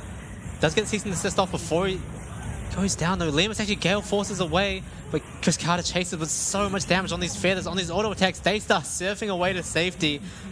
But why not? Falling down, triple kill for Cascada. They've got the Baron buff. They're looking on the inhibs. They're looking on the base towers now as well. Nesty, explosive cask isn't quite going to hit Daystar in the direction that he wanted to. Now Lived, it's all on him to try and find something, but with no flash available, how is he going to close the gap? DCG taking down the second Nexus tower. Now this might potentially be the game for them. Lived isn't able to do anything. Daystar, Benvi now available as well, but no, he has the ultimate available, but DCG, they're just going to close it out right then and there. 24 minutes into the game. 23 kills, and it's a clean 3-0 for DCG. It is, yeah. And unfortunately, with that loss, it is Bliss and Oceania eliminated from the PCS playoffs. Definitely not what we were hoping for, and hopefully in the split 2 that, you know, the Oceanic teams can perform a little bit better. Obviously, you have time to kind of, you know, reflect on the things that they learned here. I think especially early game is something that is going to have to be improved on quite significantly. But yeah, looks good for DCG. I mean, they come out, they show pretty strong performances, very dominating, clean gameplay overall. One thing I want to quickly hit on that I didn't really realize until kind of we saw it in the game is it feels quite difficult to give over the Xayah with the Vi up, because like what ends up happening, right? You give over the Xayah, which means you sort of want to take the Rakan, but the problem is you don't want to play Vi and a Xayah because of her ult, right? But then if you don't have the Thresh, you have to play that Aphelios into Vi with no Thresh, which it seems so unplayable for Limas. And, you know, maybe if they get ahead early game, there is kind of the potential for that, but it did feel like, yeah, I don't know. Game 2 draft, I think, was really good for Bliss, and they had a great start. Still couldn't get it over the line. Game 3, I think, was definitely a better draft for the side of DCG. And we kind of saw, right, in Game 1 and 3, when it is DCG that come out with that better draft, I mean, they really just annihilated Team Bliss. Yeah, I think Team Bliss, they had some really good ideas going into that game, especially from Why Not in the early game, you know, trying to make use of that mid-fire as much as possible to really secure any advantage you can, but ultimately, that fight being mis-executed leads to disaster for Bliss as the game goes on. Yeah, and I think it is going to be difficult for Oceania, obviously, to kind of improve on some of these, because a lot of it is, you know, early game, like you said, individual skills, skirmish execution, and I think that is quite difficult to improve on, right? Because it does kind of feel a little bit of, oh, just play better, and, you know, without the access to higher quality solo queue, you know, obviously can be difficult, I think, to level up throughout the year. Perhaps we'll see Oceanic teams go for boot camps in the mid-season, which I think would probably be, you know, of use, right? Especially if individual skill is kind of the thing holding them back. Not to say that team play couldn't be better, but it really just feels like players and as a whole just outclassed individually. Yeah, I mean, they may not have won a game, but they definitely won our hearts. You know, Team Bliss, they went into this being pretty much a full band of rookies, and ultimately they weren't able to take out a game, but I think they had some really good looks in so many of their games that it's just, you know, I'm sure they've learned a lot, and I'm sure they'll come back with a bang in Split 2. For sure. Yeah, I mean, at least there is quite a bit of time for them to improve on. And it will be real interesting to see, you know, how do Bliss and Chiefs go back to Oceania and change up their playstyle, right? Are they just going to play what, you know, won them, I guess, their spots here in the PCS playoffs, or are they going to try and, you know, go further with it and you know, change things up, really look towards your second chance at the PCS playoffs later in the year? Yeah, definitely. So much stuff to really think about over the split break for both teams, really. For sure, yeah. MVP of that game, I'd probably say Nesty, right? He looked pretty insane on the Gragas, especially, you know, some of those solo kills where that one where Daystar, he got a bit greedy for the plates. Mind control. Yeah, can't say it hasn't happened to me before, so I respect it, but it's rough, right? Because you look towards Daystar as the literal star of that roster, right? And got the red side counter pick, got the matchup he wanted, 0-8. I mean, at some point, there's not much you can do to stop from dying more, right? Especially up against the Vi as an mobile mage. You kind of just end up dying on repeat, but some of those early deaths feel like could have been avoided, and maybe, you know, that was the way for Bliss to kind of get away into that game. Yeah, Daystar definitely was, you know, a big factor of how Bliss were able to climb up the ladder like a slap to the face during the split. But ultimately, just he wasn't the same, you know, the star of the day that we've seen in the past. No, certainly was not. And I think another thing that you might even bring up is champion pools as well, because I really felt like the Gragas flex got a lot of value for the side of DCG, and it's maybe something that obviously we kind of look as DCG as like the flex king team. They do love to flex their champs around, but we haven't really seen a whole lot of that from Oceania as we head into a replay of that very early hook that did just result in Limas' death. Yeah, and as well as maybe losing both sums. Yeah, this is really what started it all off for DCG. Orca doing such a good job on the Blitzcrank throughout the game, finding so many interesting hook angles, really.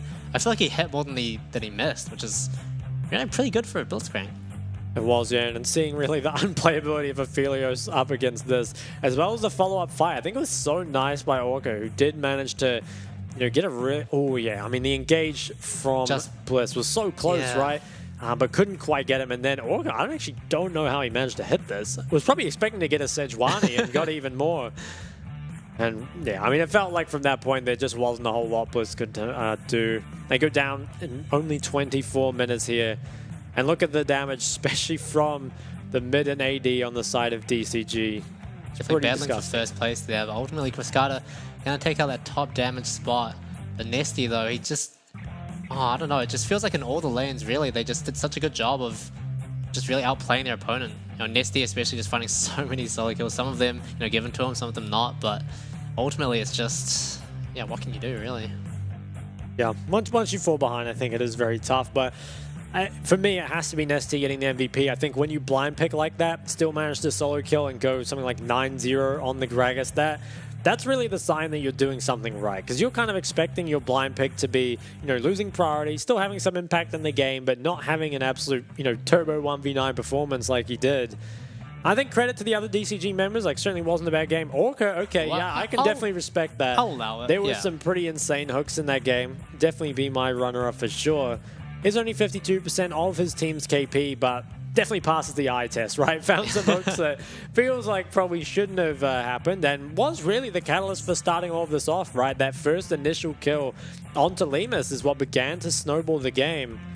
So yeah, nice performance by him. Definitely what you want when you're picking Blitzcrank, right? You really just want to blow up the game as much as possible, and that is definitely something that he was able to accomplish multiple times throughout that 24-minute slugfest. Big props to him. I probably could have had like two of the hooks that he hit. Yeah, I think especially impressive because Blitz is one of those champs that is a bit, you know, like can be all or nothing in a literally way. hit or miss. Yeah, I like that. Literally hit or miss. You miss the hook and you just kind of don't do anything. And also the champ as a whole, while in theory it scales because, you know, if you hit a hook late game, you know, you get a kill. But the problem is it becomes so difficult. But, you know, really managed to put his team, you know, in such a good position just to kind of clear that out. But it looks like we will be going to a quick break. And then after that, we will have an interview by Vincent. So don't go anywhere.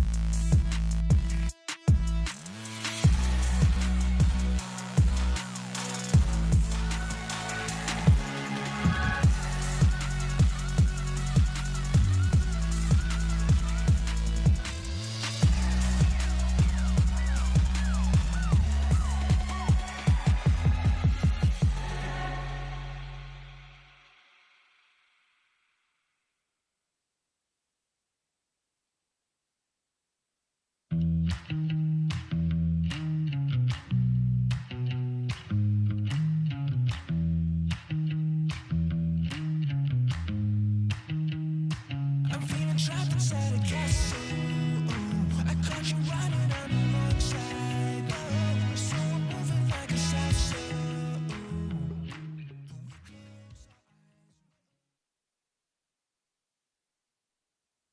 Hello, everyone. Welcome to our post-match interview. I'm your interviewer, Vincent Lee, joined here by Deep Cross Gaming support player Orca. Welcome.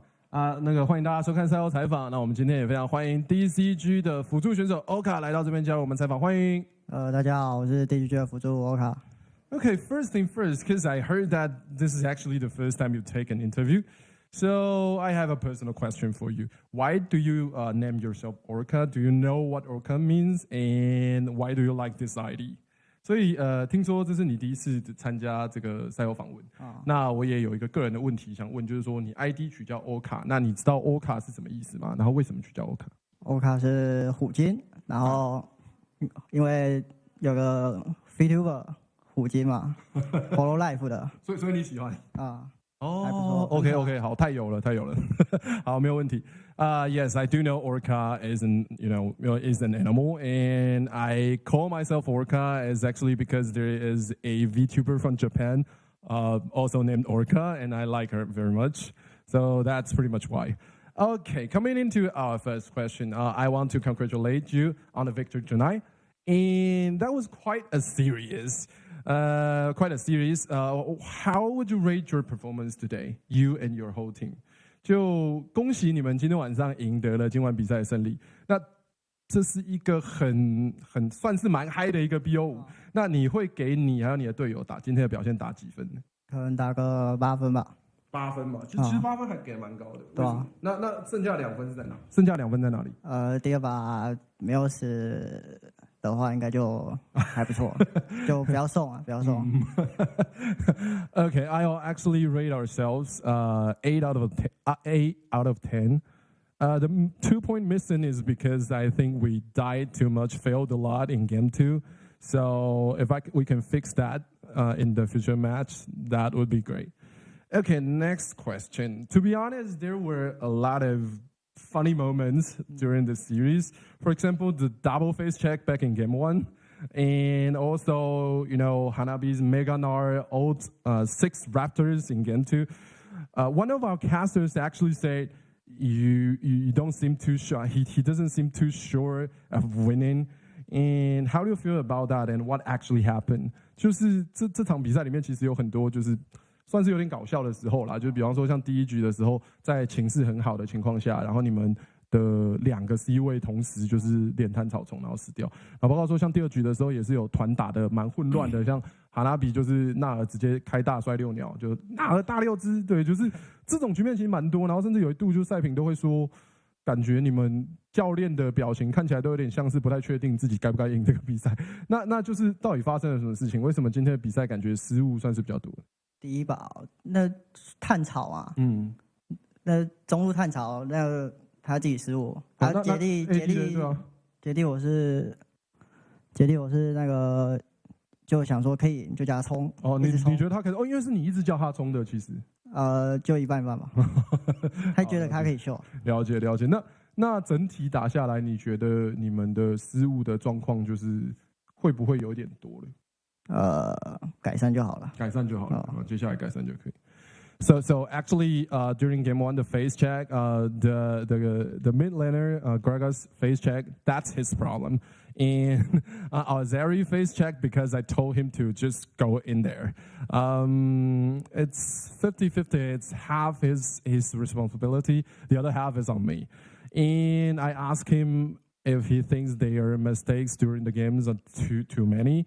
He says that, well, actually, we can just fix that next game and everything will be okay. Okay, my next question. In game 3, your Blitzcrank actually destroyed Team Blitz. And I heard that you also played a game with Blitzcrank during regular season. So is that, are you very good at playing Blitzcrank? And does it have anything to do with Stanley? 就你的那个机器人在第3局表现可以说是大杀4方，然后把对方几乎都给摧毁掉了。那听说你在常规赛其实也出了一场机器人，那机器人其实是你很擅长的角色嘛？然后你玩机器人跟史丹利有关吗？我觉得机器人我玩的普通啊，跟史丹利的话可能就没有关系啊。Okay. Actually, I don't think I played Blitzcrank extraordinary great, just normal Blitzcrank play. And as for the Stanley question, my answer is no, has no relationship with him. Okay, my final question. So next round, you're going to play against CFO or FAK. Which one do you prefer to play into, and why? 下一场你们会面对 CFO 跟 FAK 其中一队，应该是他们的败者。那你有没有比较偏好要打哪一队？那有原因可以跟我们分享一下。我比较想打 CFO 吧。为什么？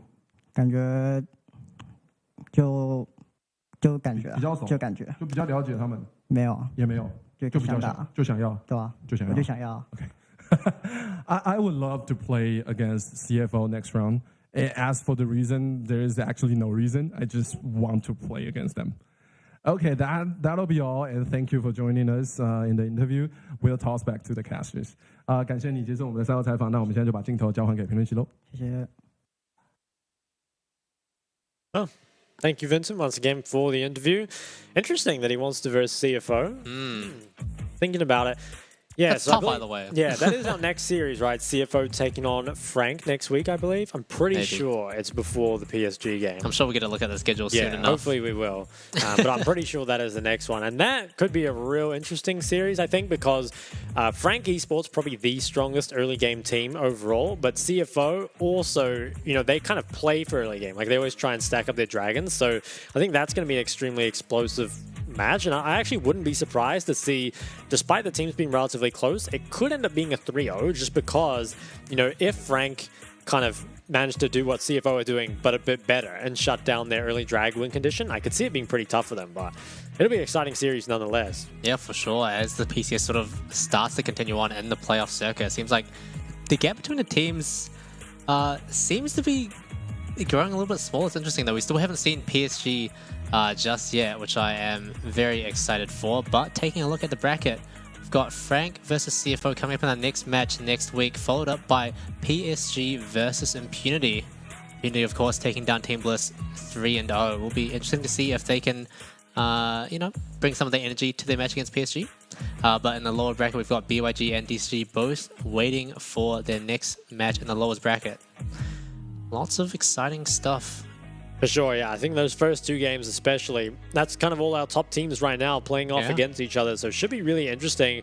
I'd be pretty interested as well for the team that ends up going down and facing BYG, which I guess will most likely be Impunity. Like, you'd expect PSG to win that.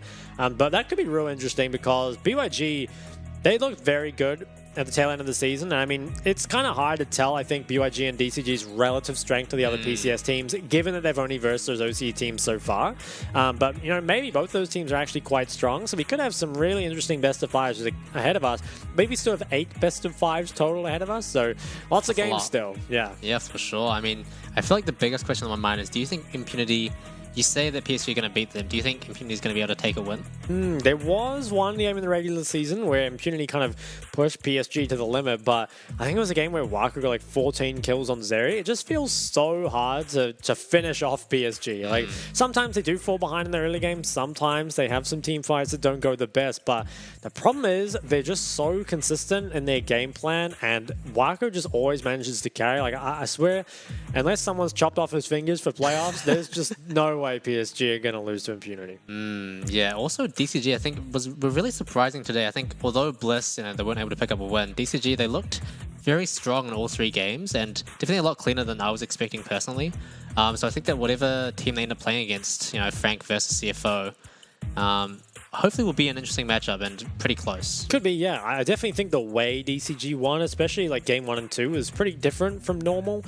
Right, we kind of do see Nesty kind of like to take a lot of impact on the map, but we would see the side laners kind of struggling to find impact. Now, I do think that Hanabi, for example, he got to play, Na Gwen Na, which is kind of his bread and butter. And Chris Carter, I think, also got to play those kind of strong meta ADCs. But that will be it for Playoffs Week number 1. Thank you again to our sponsor, iHotel, as well as our producers, Riot Games and Carry Live. Join us next week to see Frank Esports take on CFO.